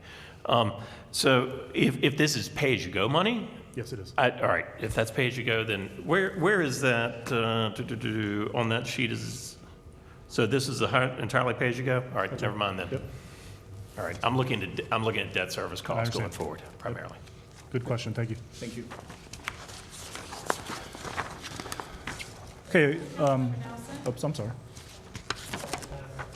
Before we go forward, I am certain, given the fact that we're looking at a pre-COVID-19 budget, and this capital budget certainly could and probably will have some changes to adjust to the realities of our current economic situation, do you want us at this point to have input as to what we think is not as essential, knowing that you're going to go through this and probably have your own opinion on that based on the department heads? Sure. So certainly any feedback that you might have is welcome, as it always is. But we will rework some of this. But I'm not sure how much is going to change, because I think the way it's funded is not necessarily specifically how it's related to the issues we have today. Well, I think- true, but debt service is affected by what our revenues are, I would think. Sure. I would say any new debt service, certainly, sure. but the debt service that we have is the debt service that we have, and That's we right. have to deal with that. But certainly, any comments that you have that can further inform us as we recreate this budget would be helpful. I just don't want to spend a lot of time on something that may already be in your mind. Sure. And another follow-up question, if you don't mind, just to confirm where the source of the pay-as-you-go money comes from. It's actually from the audited amount from not 1920, not FY20, but FY19. So this is one-time money that's available, that is sitting in reserves, I guess, or wherever Ms. Witt squirrels cash away, that and has basically earmarked as one-time money for capital projects. So that makes sense to spend this, because it's in effect, it's not costing us anything, and we can't, by policy, we can't use it for reoccurring revenues. That's right. Or for reoccurring expenses, excuse me. Okay, thanks. All right, so page 14 is this is a page for parking lot repairs and improvements. There's a variety of projects that will occur over the next couple of years. These are lighting and paving, just other parking, lighting, and deck improvements. This is all pay-as-you-go money. Page 16, this is Police Department headquarters. As you know, we've been working on this project for a number of years, and we are moving towards that direction. And unless anybody has any questions about that, we'll move on from that. I think we talked about it a lot. We have received proposals for design for that project and are getting ready to engage an architect in the very near future. Okay, on page 17 is the renovation and reimagination of the Lynchburg Public Library. As we discussed when we were talking about the operating budget, the public library moved to its location in 1984, and it certainly looks like it. And so it's time to do some facelifting improvement. Page 18 is roof replacement on various buildings. So over the next several years, there will be a number of roof repairs, as well as funding for emergency roof repairs as we go forward. And that is the buildings. We'll move to the transportation section. On page 22 is the GLTC public transit component. Ms. Witt and I talked about this afternoon. We are going to definitely rework this page based on some new knowledge that we have. So we'll just tell you that. But this is where we replace buses and do various other projects. On page 24 is 5th Street improvements, Phase 4. You will remember we've had a number of conversations talking about this project as well as the future of revenue sharing in this project. This is completion of the 5th Street project that was primarily related this time to rebuilding the road. It is incorrectly constructed, I guess is the right word, and will be repaired there as well as the retaining walls and that sort of thing. Question on this one. So that's $1.1 million that we're going to have to borrow to do this. Yes, Mr. Newland, you read my mind. Has the state revenue sharing money been allocated yet? Has that been approved? And what are the rules for putting that in place or making use of it? Okay, part of the money has already been allocated. We have also applied for another round of revenue sharing that should come out this spring. We have preliminary heard that it should be approved. So this money is already here. If once we receive money for a project and we transfer it to another project or decide not to do that project, then we can no longer ask for revenue sharing for that project again. If we've received money and asked to transfer it or delay it, then we cannot receive revenue sharing for that project again, meaning we're receiving revenue sharing for this project. That's our one bite of the apple for using revenue sharing on this project. For this project, yes, sir. Thank you. Okay, on page 25, this is the replacement of Bedford Avenue Bridge. It is in poor condition. It is on the list for replacement. Page 26, Breezewood Drive widening. This project was begun a number of years ago, and with the last recession, had to be removed. And we're continuing on to continue the 2007 project, and that hopefully will be a revenue sharing project in the future. Page 27, this is a general item for bridge maintenance as we continue to go forward. This is funded by us from VDOT by street maintenance money, highway maintenance money. Page 28 is the Campbell Avenue signal improvements. So this is a project to make improvements to the signals on Campbell Avenue. They are about 40 years old and need improvements. And this will be a revenue sharing project as well. 40. I heard 4. I thought 40 made better sense. I may have said 4, but I meant 40. I said 40. Okay. All right. I see where it's written 40 now. Yeah. Okay. Page 29, the culvert replacement program. This is a recurring fund that we replace culverts throughout the city. 1 year we'll do design, and the next year we'll do replacements. So this shows $600,000 to the line of credit, but is that supported by the stormwater fund, or is that supported This is general fund. by general fund? Yep. Why wouldn't that be supported by stormwater fund? So, and help me out here, but so the way that we do stormwater is, yeah, maybe Tim can help with this, but the way we do stormwater is there's certain things that are general fund, there's certain things that are the stormwater fund, and Tim can explain that more. Yeah. The culvert fund really, it was a decision we've made when we set up the stormwater fund that we wouldn't put the culverts in. The stormwater fund includes the pipes and the inlets and the culverts stayed in the general fund is because they're more like a bridge essentially than a stormwater conveyance channel. It's a transportation. They're more transportation, yeah. Okay. Okay. Thanks, Tim. Page 30 is Florida Avenue sidewalk. This has continued forward after considerable discussion last year. And we'll move on from that. Page 31, this is just general street improvements.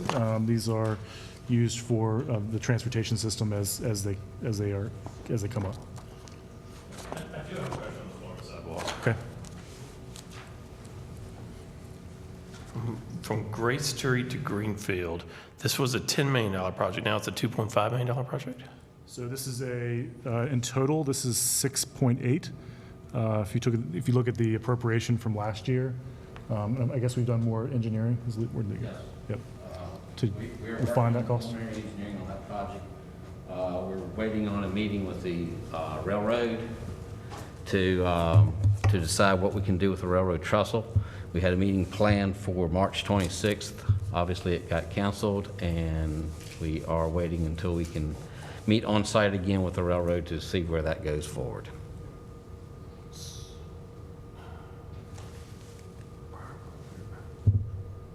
Sorry, I'm trying to catch up with the data here. Prior appropriations, the planned and the remaining need is 0, so it's a total of 6.8, whereas it was 10 previously. And so we're only, as I was looking at the 5-year proposed expenditures, so this is going to be out over 5 years to get it all completed, which would be the remaining of the expenditures. Yep. Correct? Okay. Thank you, Madam Mayor.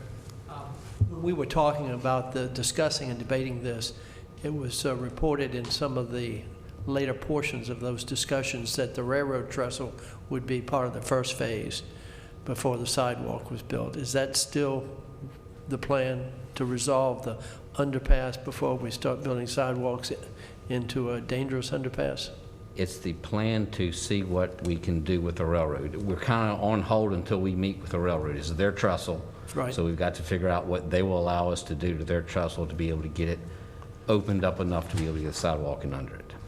When construction begins somewhere, is the construction and the improvements going to be to the trestle so it's a safe passage on an early phase rather than a later phase? That is the intention, yes. Okay, thank you. Member Harrelson? So this looks like there's, previous to December 31st, there's $4.3 million sitting that has been appropriated. So it's sitting there, it's appropriated, and so it's cash sitting there? I mean, it's a funding source. Oftentimes, we will appropriate funds, for projects that are multiple years, right? So that's the difference between cash flow and appropriation. So, as I remember, we did that because of revenue sharing money had to be appropriated. Right. Yeah. So I think revenue sharing money had to be appropriated at that time, and then that's why that money is sort of there, and so it has to be all at the same time. So the money is appropriated sitting there? The city money would be, and then, of course, the revenue sharing money Yeah. from the state would be, it's not sitting with us, we have to draw it down, but, Yes. right. We get reimbursed for the highway department money. Once you actually do it, though, Once you right? actually do it, yes. So if the money is sitting there and you're not going to do it and finish it for, it looks like for 5 years, or finishing, or, So we haven't borrowed that from the line of credit yet, so it's not, so if it was PAYGO money, that money would be sitting there, but it's available as an we have appropriation, but we haven't PAYGO coming actually. in this budget, though. I'm sorry, say that So again? we have PAYGO money coming in, so there'll be money that's going to carry over from this budget to the budget that we're looking at, right? Right, but not in this, there's no PAYGO money in this project. It's line of credit money In revenue sharing. in revenue sharing, in transportation alternatives. Okay. So, there's not a bucket of cash because we haven't borrowed the money yet. We'll have that line of credit come out for this project. And so that's how that on-time financing. And we're not going to be using the line of credit this year. I mean, so why does it show 500,000 line of credit this year? Are we going to borrow the 500,000 to sit there just to So not we have- build it for a while? Yeah, so We are spending money, it's in preliminary engineering, and that's part of what we have started back, I believe we started that back last fall, and we are in preliminary engineering with it, and we're to the point now that we've got to get with the railroad to be able to move it forward. So I think the confusion is last year you would have appropriated money and there would have, what you would have seen is a line for, engineering or design. So you don't see that anymore because that was in last year's appropriation. But as you go forward, you have cash flow in this year.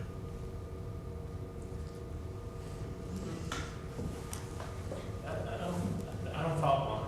If all the engineering money was appropriated last year, we're just spinning it out over a couple of fiscal years. That's right, yeah. But we don't, but it's already been appropriated, so why is there appropriation in '21? Because you need, because remember there were 2 phases, of this, you need more money in the future. The appropriation isn't in '21, though, it's planned. Yeah, it's in 23 and 24. 24, so you need more money in 23 and 24.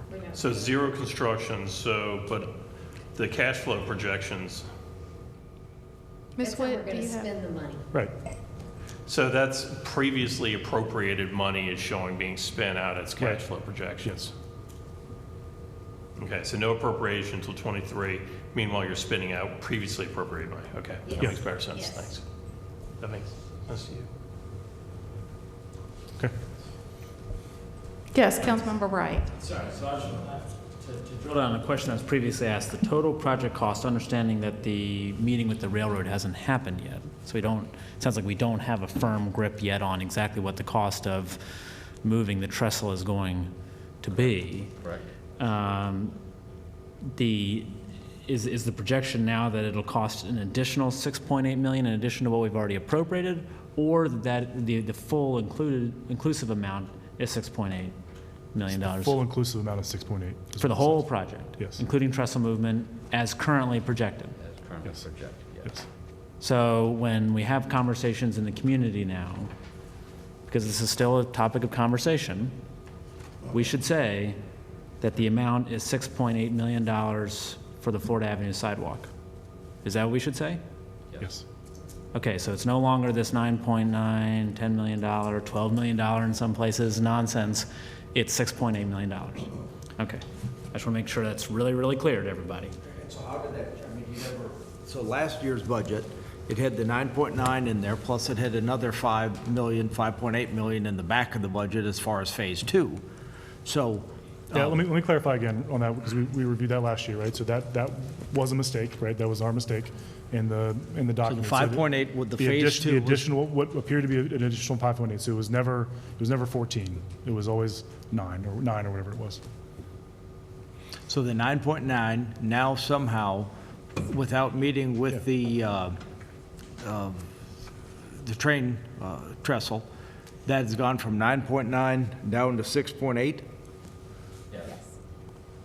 Thank you. All right, so what that means, though, is, right, it was 9.9. Council approved a $9.9 million expenditure, so council was willing to spend that. But through good engineering or cost reduction, value engineering, work on staff's part, you managed to get that cost down to 6.8, which is still extraordinarily expensive, but it's less expensive than it was. So I appreciate you working to save the taxpayer dollars to the extent that you were able to. So part of this is state revenue sharing too also? Yes. It's only 2.8 is city money. It's all taxpayer money, but it's 2.8 is sort of city money.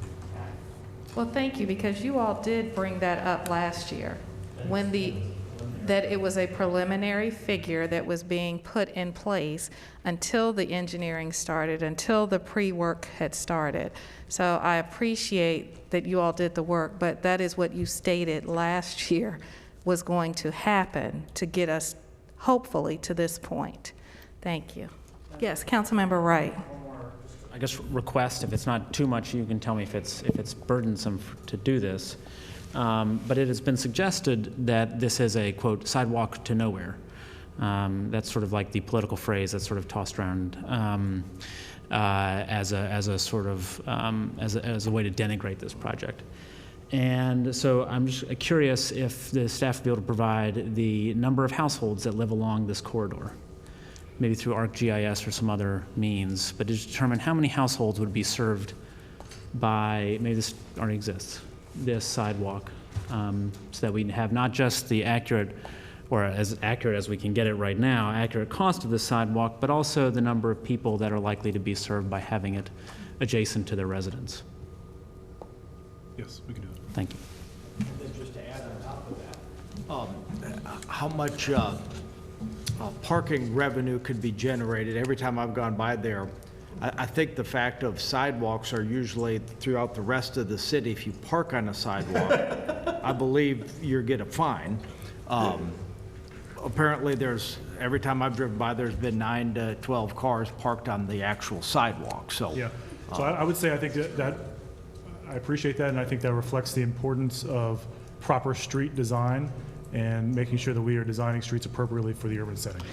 And I would have to say that that is a heavy corridor of traffic. Again, it connects a main artery of 460 to our downtown, and a lot of people take it that way in order to be able to see the cars parked on the sidewalk. So I'm just thinking that, you know, if you look at the amount of traffic that goes through there at any given day or time, that's a main corridor on that side of the city. So I don't know if we can, how we would evaluate that or at least identify that as a corridor on that side of town. But I know that it is a heavily traveled area for people who are working in our city downtown and those who are exiting out. Yes, Councilmember Wilder, Councilmember Nelson afterwards. You know, one of the challenges also is KDC 1 is there, and their bus, their truck turnaround is right there on the part of the road, and also there's a lot of blind spots. So it's a challenging road. So any support we can do for the city to help that portion, we would appreciate that for the board too, because it is a challenging area. Thank you, Madam Mayor. I would just point out that I don't think this topic is up for redebate or reconsideration, and to argue the merits one way or the other seems to be not a good use of our time. Thank you, Councilmember Nelson. That's a good, I'm sorry to just follow up to Councilmember Wilder. That is a good point of a major business that sits right there along that corridor. All right. Okay, yes. page 32 is Hill Street and Mormons Avenue. This is on Old Forest Road. I guess I kind of call it Old Forest Road, you know, where Hill Street comes in and Mormons, they have a offset intersection. So we're going to realign that road to make it safer. That'll be later on in this 5-year period. Page 33 is the Hollands Mill Bridge replacement project with bikeway improvements. We discussed this, definitely discussed the bikeway concerns and the pedestrian concerns, and this was a good opportunity for city staff to be working together, say let's not do improvements to the bikeway until we're going to do the bridge because we don't want to spend money twice. So this is different than what you saw last year. Lakeside Drive over Blackwater Creek. This is the big project we have continuing going on Lakeside Drive. And should be in construction later this year. Lakeside Drive improvements, this is from approximately the plaza to Merle Road. This is making widening improvements as well as dealing with the number of the challenges with the delivery trucks and that sort of thing, which will be hopefully a revenue sharing project in the future. Lakeside Drive and Merle Roundabout. This is sort of an odd intersection as it goes with the sort of three-way path you can go. There've been a number of crashes in there, and it's a continued component of the Midtown Corridor Plan.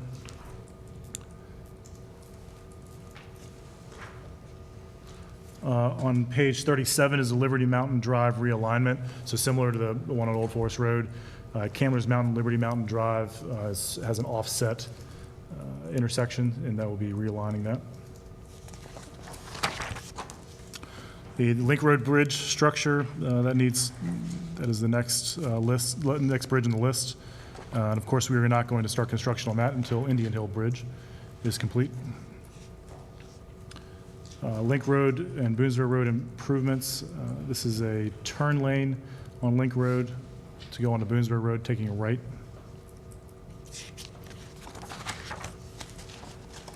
On page 40, this is a new project that we will be submitting to Smart Scale, given your approval. This is in coordination with VDOT. The Lynchburg Expressway and Camlers Mountain Road interchange improvements. So that's probably one of the worst spots on the expressway where people have to get on. So we're making improvements to that to update it and become modern.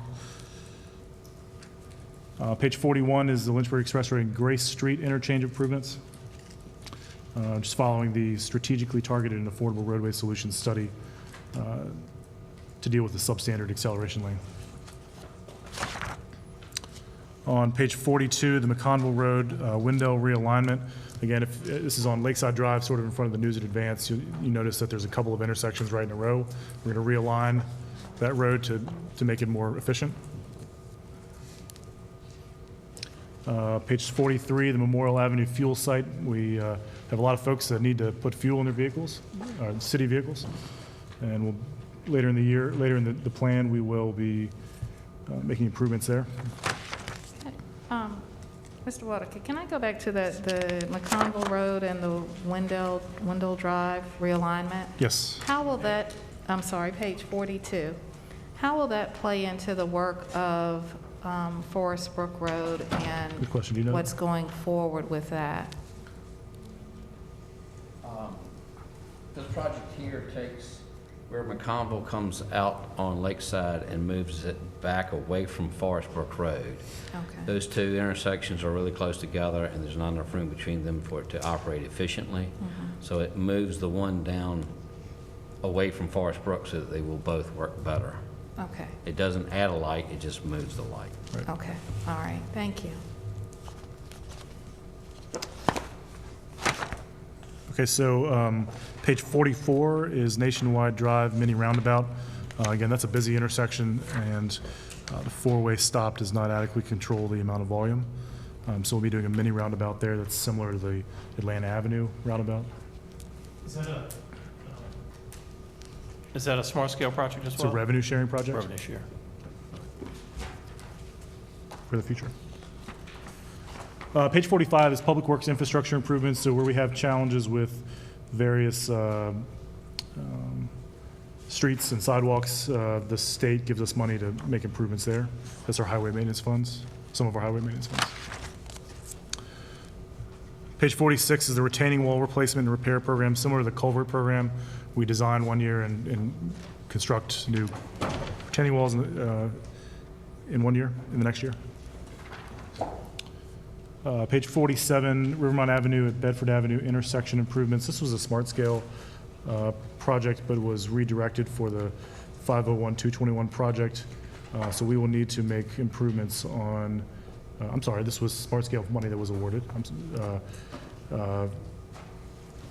If you know that area, it's a sort of a strange traffic with lots of pedestrians and that sort of thing. So lots of angle collisions. Page 48 is the 501 and 221 one-way pairs. That has been on the books for a long time. Page 49 is storm drainage system repairs and replacement. This is for the various streets, particularly in the older county, the annexed areas of the city that was the county. So those pipelines have met their useful life. And again, this is VDOT street maintenance money. What is that photo? Flooding. Just like it's not clear. Yeah. That photo is a pipe that's rusted out in the bottom, and the red and white thing is a pointer stick pointing to it, where it's rusted out. I think they can't see the color. Yeah. Yeah. Okay, so all right. So we found another picture that needs to be changed. Okay, I was curious. It wasn't obvious. Thanks. Page 50 is the street overlay program. Every year we make improvements by overlaying the streets based on the pavement condition index. Page 51 is Timberlake Road, eastbound lanes, bridge. So we'll be making repairs there, or making improvements there. I feel like we've been working on that bridge forever. I don't know. Ever since a truck hit it, right? Is that the same bridge right at Logan's Ferry? Or Logan's Lane, Ward's Ferry? Yes, there's two bridges there, there's an eastbound and a westbound, and they're both here in the CIP. And yes, it got hit one year, we fixed it, there's other issues that need it, and it has been in the 5th year for quite a few years, and so hopefully we'll get to it and actually move it forward instead of just being in the 5th year of our CIP. How's now the traffic has settled down, the project at Logan's Lane and Ward's Ferry has settled. I can't, is that, I'll ask the mayor, has that turn lane been finished yet? Oh, yeah. How is traffic moving along in that? Traffic moves wonderful. It's not backing up over top of the expressway anymore? It's not backing up. At one point, though, in the past several recent weeks, it's almost, I think maybe they've been doing some work down near the light or something, because it seems like the line sometimes backs up in front of Heritage Elementary School. It's Leesville, right. So I'm thinking it's because of that ongoing smaller work that the lighting, because people have kind of mentioned sometimes that the timing of the lights keeps that lane of traffic going back, but it's not often, so that's why I'm just thinking it's based on the work. Yeah, So, but it is. The definitely they help, yes. all right. So I'm just thinking about frustration in working in this area again, and critiques that we could receive. This is going to be deck work, I guess, and superstructure work? Yes. Is it going to affect traffic, maybe lane closures that you would anticipate associated with this? It most likely will. This is planned out to be in '24 to actually be construction, so. Oh, yeah, it's way out there. Sorry, I won't waste your time. All right, thanks. So the next page is the westbound lanes. So it's the same thing. Page 53 is the traffic signal repair and replacement. Again, we're continuing to do traffic signal repairs and replacements throughout the city over time. All right, so Vassar Street and Langren Road intersection improvements. So this was a project that was previously funded by Smart Scale, but was redirected. The funds were redirected for 501 to 221. There have been some a large number of traffic crashes, 13 in the last 5 years. And given the conversation we've had about this project, we feel like we need to do some study on what the appropriate solution of this intersection was, because the one we presented was not well received. So more to do on that. Wards Ferry Road and the Atlanta Avenue turn lanes. This continues the Wards Ferry Road corridor study. It's at Atlanta Avenue. Again, if you've ever driven that, that's again a road that wasn't constructed for the way it's being used now. This is a revenue sharing project. And the last one in the 5-year plan is the Wards Ferry Road Simons Run pedestrian accommodations. Again, this is in the Wards Ferry Road corridor study. It makes pedestrian improvements and crosswalk improvements to tie the two commercial retail centers together. Again, this is a number of years out. On page 57, we'll note the projects that are planned beyond 2025, and those are projects that are there. Again, we're thinking about those projects. We have to have them on the list if we're going to apply for various state and federal funding programs. So again, these are very much, placeholders is the wrong word, but these are projects that are in the list, but are not fully vetted at this point. Thank you. All right, so we'll move to economic development. All right, are we going to go past 6 o'clock? That's why I'm asking. up to you. Because, You decide. all right, We would love to finish this book. Yeah, we don't have that many to do. I right. think we could do it pretty quickly. I'll just talk. This current, or this upcoming fiscal year projects instead of going through every project. That's easy. I can do that. All right, so page 60, if that's okay with everybody? All right, so page 60, this is downtown development. So 20 years ago, of course, the city has continued to work on downtown redevelopment. These are projects that are in the downtown 2040 master plan that are in addition to a lot of the streetscape work that we're doing. So you'll see on page 61 the downtown 2040 related projects and how they're planned out as we go forward. So next year is planned for permanent fencing at Riverfront Park. Page 65 is the next one. Page 65 is the next one. This is street and utility extensions to promote economic development. This is, again, how we help for infrastructure improvements for businesses that want to make investments in the city. Page 68, Parks and Recreation is the next one with funding.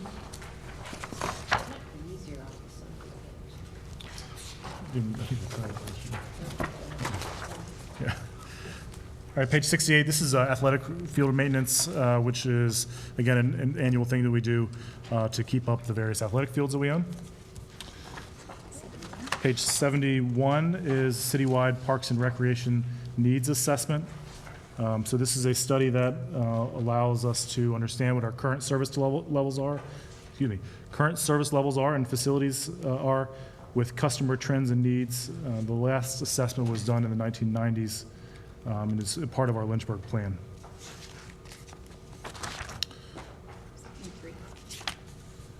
Page 73, this is an important one. We received some feedback, of course, as you have, about the Creekside Trail bridges, the Creekside Trail, and in particular the challenges we have with the bridges. We had planned that out to be done over a number of years to get that complete. We have funded them in the next 2 fiscal years to have all the trail bridges completed and reconstructed. This is a complicated project, but we're moving it ahead a little bit faster than what we had hoped to. So the next page is the actual trail reconstruction of the Creekside Trail. So we'll continue forward with that because we're going to build the bridges, so we need to do the trails as well. General parks maintenance on page 75. These are a variety of projects that playground equipment, fencing, etc. You can see on the next page what the detail is. Page 77 is Lumos Fiber Connections. This is an ongoing project. Lumos Fiber Connections for parks and rec facilities. So getting all the parks and rec facilities connected to the internet. That's been ongoing for a while. 79. Page 79 is parks paving and lighting and reconstruction of any paving that needs to be done. Again, this is an ongoing project, and you can see the detail on page 80. And that is Parks and Rec. Moving to 85. Moving to 85, which are just our miscellaneous projects. College Lake Dam removal, this certainly fits in the miscellaneous column because it just doesn't fit anywhere else, but it is certainly a very big project for us as we go forth. It continues to be very important.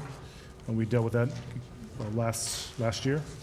85 is the radio replacement that continues forward. This is our public safety radio system, as well as using the other, how we use the other departments on that system. So we will continue to replace radios.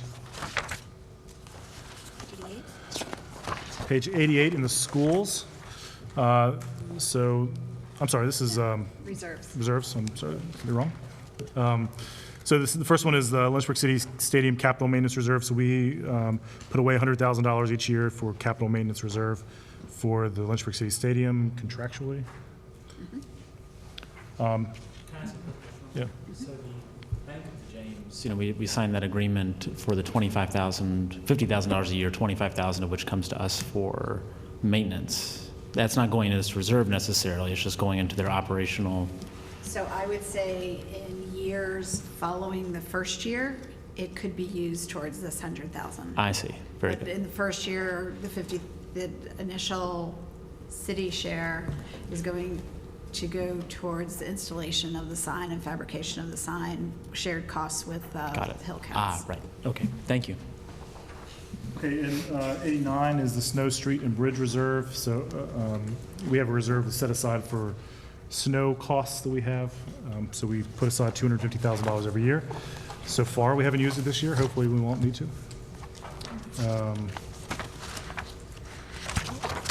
On schools, page 94, one thing I mentioned about schools is you'll remember that you have a number of projects that were funded with their return to fund balance. last year that are not listed here, but they've contributed significantly to that. Page 94, we have funding for athletic fields. Next year is a practice field at EC Glass, which is really important.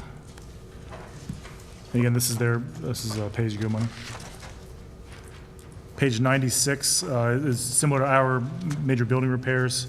The schools also have a major building repairs component. Theirs are sort of bigger projects than what ours are, but they fund smaller projects other ways. Page 99, paving and fencing, again, similar to ours. Their facilities, they'll do paving and fencing around their properties. Same thing on 100, which is playground equipment replacement. They continue to replace playground equipment. Page 101 is roof replacements, same thing. And you have a detail sheet on page 102. Very quickly, we'll talk through the airport fund, the North General Aviation Development Area. This is a project that's been ongoing for some time, making improvements to the north side of the field. That again, of course, is all state and federal money. Airport, that's the only one airport fund next year. And the water fund, next year we have, of course, the annual water petitions for extensions for non-customers. That's funded. Page 115, you'll see this in all three funds, is the College Hill space utilization and study and improvements. So we have a very important space at College Hill, which houses our three major utility funds. So we have a lot of assets there that are really important to maintain, and we want to make sure that we're utilizing that space appropriately and addressing the shortage of space that we sort of have existing. That's very important for us over the next couple of years. We'll continue with distribution improvements on page 116. That's water distribution improvements. So we have a very old water system. You heard Tim say the other day that we're only replacing at about a rate of about once every 200 years. We will need over time to continue to update that. Page 117 is downtown area business improvements. Again, this is the work we're doing in relation to the streetscape projects. This is the water component of that. Page 118 are water facility improvements. These are maintenance and replacement of water treatment and pumping equipment that are, again, of course, essential to providing that service, which we all use. 119 is our water meter replacement program. This is exciting as we transition to a cellular read meter system that improves our overall ability to provide service much better and makes better use of our resources. And the last one on 120 is water tank rehabilitation. We have a number of water tanks, and they've got to be maintained and rehabilitated. That's what I call that. Page 125 is the Blue Ridge Farms, continuation of the Blue Ridge Farms. Okay, there's cash flow. Yeah. Page 125 is the College Hill Spatial Utilization Study. You see this again, because it's in the sewer fund. We have 126 continued work on the CSO program to meet that regulatory mandate. Page 127, again, the CSO overflow program for Virginia Clean Water. This is, again, the same thing with the sewer collection system. As well as the Rain Leader Disconnect program. I'm sorry, that's actually just cash flow. Page 129, these are, again, sewer collection system improvements. So, again, we have an old sewer collection system that we need to continue to make improvements on. That will continue to be very important as we go along. We also have an sewer extension program with the city growth. And there are a number of failing septic systems out there. Page 131, we're continuing along with wastewater treatment plant improvements and renovations is required to maintain the essential service. And that is sewer. And on stormwater, first appropriation is on page 137. Again, that's College Hill Space Utilization Study. That's the stormwater component of that. Page 138 is a stormwater infrastructure renewal. Again, like water and sewer, we need to continue to make upgrades to our stormwater infrastructure and as well.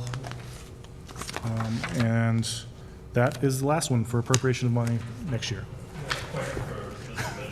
If the state drops, or if the state withholds grant funding, I guess you would delay those projects? Or do you have any updates from what the state's planning to do? At this point, there's still funding in the governor's budget for SLAF, the Stormwater Local Assistance Fund grants. So right now we're moving ahead with those projects, but if that happens to change, then we'll have to reevaluate. How about WQIF and DEQ funding? The water quality improvement funds, those are primarily would be related to wastewater treatment plant projects, which we don't have anything in the queue for that. So you don't see any jeopardy to any of our state funding pipelines for any? I don't at this point. Thank you.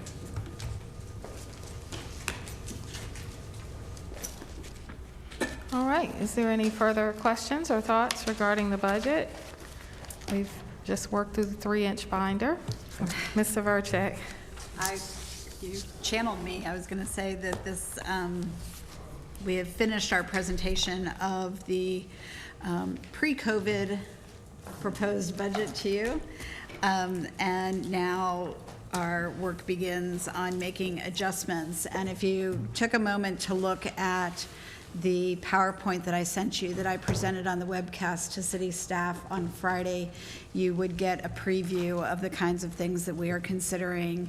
Many of them are things that actually you have already put on the list for either a reduction or for further consideration. We have more work to do, but I will tell you that the biggest challenge here is, one, not knowing when it's going to end, when we will begin to recognize revenues, and particularly our consumption revenues, because we don't know what consumer behavior is going to look like. So we are sort of shooting in the dark or throwing jello at a wall right now. So we need you to bear with us on that. We hope to present that to you preliminarily on April 28th. Next week, you have the week off. So you have a free Tuesday for the first time in many, many weeks, I think. We'll be working on recreating the budget for you. All right, thank you. All right, next, if we could move on, we're good? Okay, thank you very much. Update on city actions regarding COVID-19. Thank you. Just very, very quickly, this morning the Department of Health confirmed cases for Lynchburg is 33, which was stable from yesterday, so that was good news. Just a couple of updates from our emergency support functions. The strategic management team continues to meet every morning to talk about any issues that have arisen over the prior 24 hours and just looking into the future. One of the big updates from this past week actually has been the work that the city has done with the continuum of care to address how we will deal with homeless individuals that may be exposed to COVID-19. And that plan will be finalized later this week. We have partnered and worked very, very closely with Central Health on that, and they've been extraordinarily helpful in what that might look like when that occurs. Parks Recreation employees continue to work with at the neighborhood centers for distribution points for the city schools feeding program, as well as delivering food to some of the higher density neighborhoods in the city. The External Affairs Group continues to do weekly mayor messages and support my webcast to employees that are weekly. Today, you may have seen in the newspaper, and I believe it was getting posted online and through social media, the special edition of The Source that focused on actions that have been taken relative to COVID-19, as well as encouraging citizens to participate in the census. I spoke about this last week. Our Elder Reassurance Support Line is up and running and is being staffed from 8 to 8 each day and is seeing growing calls every day from our elderly citizens. Thank you. Thank you. Any questions regarding the update? Yes, Councilmember Para. I have a thought, and I don't know if this is the appropriate place to voice it, but thinking about the budget modifications that the city will be looking at, listening or reading Councilmember Heggleston's comments about businesses and how we can help businesses, and then a conversation I had with a local business. And then I followed up with from that conversation with the CEO of a major corporation, and then the CEO of a bank that's been working with the PPP, the Payroll Protection Plan loans, for a lot of small businesses. The suggestion may have a little bit of merit. I'd like maybe if we could keep our ears to the ground, see if this is something that would help or not. I'm not asking for action at this point, and for the city to kind of take a little bit of a look at it. The one individual who manages multiple real estate properties across town asked for some relief on the fourth installment of the real estate taxes. I know that could present a significant cash flow challenge for the city. We've got a large payment coming up in June, and then what the two of us discussed and that I followed up with was a bit of a compromise on that, and this seemed like this could be something that council could do that could be helpful, and that is to delay penalty on non-payment of the tax. It would still be due May 15th. I just got my bill in the mail just a little bit ago, but to delay or defer the penalty until June 30th or July 1. The penalty is 10% of the payment. There's interest and penalty if you miss the payment. The idea would be payments due May 15th. If they miss it, maybe they pay a half a payment or 3/4 of a payment, whatever they can. It gives them a 45 days before the penalty would kick in. They would still pay interest on any late payments, but that 10% penalty wouldn't hit them very hard. And the banker that I spoke with said that in this environment, small businesses really need cash and cash flexibility, that there is a backlog in these PPP loans that are coming out, and that this could help. Even a 45-day window of some flexibility could help some of these smaller businesses that are struggling to pay.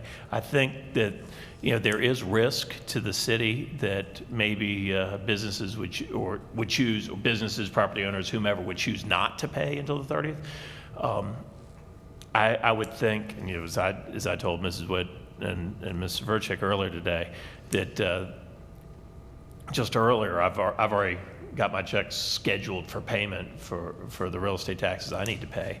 So I wouldn't take advantage of it. I'm hoping most people wouldn't, but if those businesses that needed to, they could. So I'd be interested to hear more from the city, pros and cons of that. And also, as it was brought up in my earlier conversation, that there hasn't been we've only heard now of a couple people that think this could be helpful. And, we don't want to do anything that's going to benefit one person or one group. We want to make sure that it's beneficial that has meaningful benefit to people. So I appreciate if you all would keep your ears to the ground and maybe ask some questions and see if this could be helpful or not. At the same time, maybe the city could figure out how much of a risk it would be to the city to defer this payment just to risk having more late payers than usual. Yeah, that's my only comment. I hope that was an appropriate time to mention it.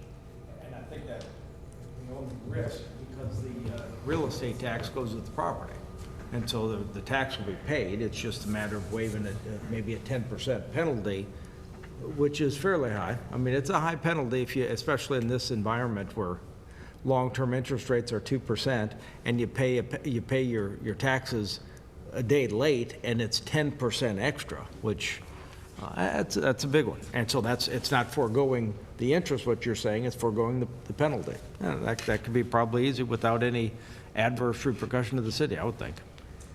If council does have interest, no pun intended, on this, we would need to come back to you at your April 28th meeting and have you approve the deferment of the waiving of penalty. That is not something that staff could do without your approval. Can I ask, maybe I did as a follow-up to emails, an email or two that council members had sent. What is the federal and the state doing to alleviate tax burden for businesses? So certainly the loans through the CARES package is, I think, the biggest help to businesses. Neither the federal government or the state government are waiving or deferring payment of, the state is not waiving or deferring payment of state income taxes. I believe the federal government has extended the deadline. With interest. With interest, okay. You don't have to file until from April 15th, May 15th, June 15th, July 15th. I think it's 3 months. For individuals, yeah. So the first quarter payment is due after the second payment. You just don't pay it. You don't have to file until July 15th. You have to When pay. it first came out, you had to file, or later they realized that the filing, I thought, was a little trouble because you're having to get your accountant, and, so. Madam Mayor, what I understand from talking to the banker is the PPP loan, the Payroll Protection Plan loan. I'm not sure about other SBA loans that are part of this, but those payments are only eligible for payroll, I guess, benefits associated with payroll, rent, utilities, and I think there may be one other line item, but taxes are not included in that. So yeah, it's very specific what the feds are willing to pay for. So is that something that they should at least have, and then we have it on the agenda where we can talk about it at that time? That'd be probably easy enough to have, right? Yeah, maybe if we could just have the language, we could debate it at the meeting. And have it Well, prepared. I'd like to hear what it's going to do to our city funds. Of course, We would include that Right. in the summer. Right. but just have the language ready so the staff wouldn't have to go back and write language, and then all of a sudden it's May 15th before then it's too late, we can yeah. take action. Councilmember question. Wright. Thank you. I was just curious, I noticed in the memo that we received today that the EDA is considering, carving out some of their loan funds to provide COVID support. And I'm just sort of curious if we have a sense of when that'll come online, if at all. I don't. I know that it does exist, but I know they're working through the details. I don't have an update on the timeframe. Okay. There is one other update. We have learned that, that we are going to get about $400,000 in community development block grant money to be used on very specific COVID-related initiatives. So I have a team that's looking at what that might look like. That's a lot of money. Out of curiosity, is that coming, is that part of like that several $billion that were coming to the Yes. states? Okay. Sorry. Because we're an entitlement community, we get an allocation automatically. Right. Sorry, just one more question. Given that we won't be meeting next week, would it be possible to get like an update from the city manager's office on, the number of cases locally and just sort of like a brief digest of what's being done, similar to the... Sure, I'll send you an email next Tuesday. Yeah, I just think that'd be helpful. And every day, the Virginia Department of Health website, after at 10 o'clock, they update the number of Lynchburg, the number of cases in the entire Commonwealth, but it's Breaks it down by it's by locality. district. Thank you. Thank you. Next is roll call, if that's all for the updates. And I will start with Councilmember Wright. No items, Madam Mayor. All right, thank you. Councilmember Wilder. No items. Councilmember Nelson. Councilmember Para. Thank you, Madam Mayor. I have two specific items. The first item is just a quick comment, and I just want to appreciate you, Madam Mayor, and also Councilmember Wilder talking about and discussing the sidewalk project in Florida Avenue. If you recall, I was arguing hard, if we're going to spend $10 million, we might as well do a corridor improvement project that would get a sidewalk to go with it. I still think that has value. It helps the businesses there. It makes that area a true entranceway, and I think that has more value as an overall project than just a simple sidewalk where it doesn't fix the road. But I appreciate you guys seeing that now, and I've anyway, I appreciate your thoughts on that. Second item, and this, I'd ask for either consensus, I guess, or a vote from council on this. I'm a member of the Virginia First Cities Board. The First Cities Board has been asked to develop a position on Amendment 36 of the governor's of the governor, I guess the governor's amendment number 36 to the budget. This is the amendment that moves the election from May 3rd, the local elections from May 3rd to November 3rd. It has various statutes in it. I will say that the Virginia Municipal League voted to support a May election and lobbied the governor to not have this amendment. The Virginia First Cities endorsed that Virginia Municipal League statement. And now the question of the Virginia First Cities is, do we want to support a May election or a November election? The November election would be the language that the governor's proposed, and it's got some caveats in there. Or do we want to stick with the May election? Madam Mayor, if it's appropriate, we need to get this information back to them. I'd like to hear what the will of council is on this item. If it would be appropriate, I'd like to make a motion that we endorse a May 5th election. And I'll make that as a motion, and then we can discuss it or shoot it down or whatever you'd like. Okay, yeah, well, I actually had it to bring up at the 7:30 meeting to change the agenda and potentially discuss it then, so. That'd be preferable for me. I haven't had a chance. Yeah, in order for everyone to read it and Okay. to know what's coming All from right. Virginia First I Cities. didn't have that. All right, I'll withdraw my motion Okay. then. So you plan to. So Right, we we'll plan to bring it put up. this on the. All right, so make sure you all read it. And I think that just keeping it a May 5th election it's going to make everything a lot easier for localities. All Right, thank yeah, you. but That's we my- do, that's and it for me. each council member has a copy of it Good, so I that didn't they know can that read it. was true. Yeah. All right, Vice Mayor Dolan? No, nothing. All right, thank you. I have the last few words, and I will raise this flyer. Last time, I did not raise the flyer. The 2020 census is very important, and we need everyone's participation. So please, you should have received an invitation to complete the 2020 census in the mail with your census ID included. So it's never been easier to complete the census and respond on your own online, by phone or email, all without having to meet a census taker. So let me stress that if you did not receive your census ID, you can still go online and submit your census count without the ID. It asks, do you have an ID? And then it says, if not, please continue. And they allow you to continue without the census ID. You don't need an ID number. So that's something we just want to stress to people, because people have thought, I didn't get it, I didn't see it, it came, I don't know where I put it. Please, we need you to go online. We are all legally obligated to participate in the census, and your personal information cannot be shared with anyone outside of the U.S. Census Bureau. School lunches, highway plans, support for families in need, Pell Grants, public transit, and several other vital aspects of our lives are impacted by census numbers, which only occurs every 10 years.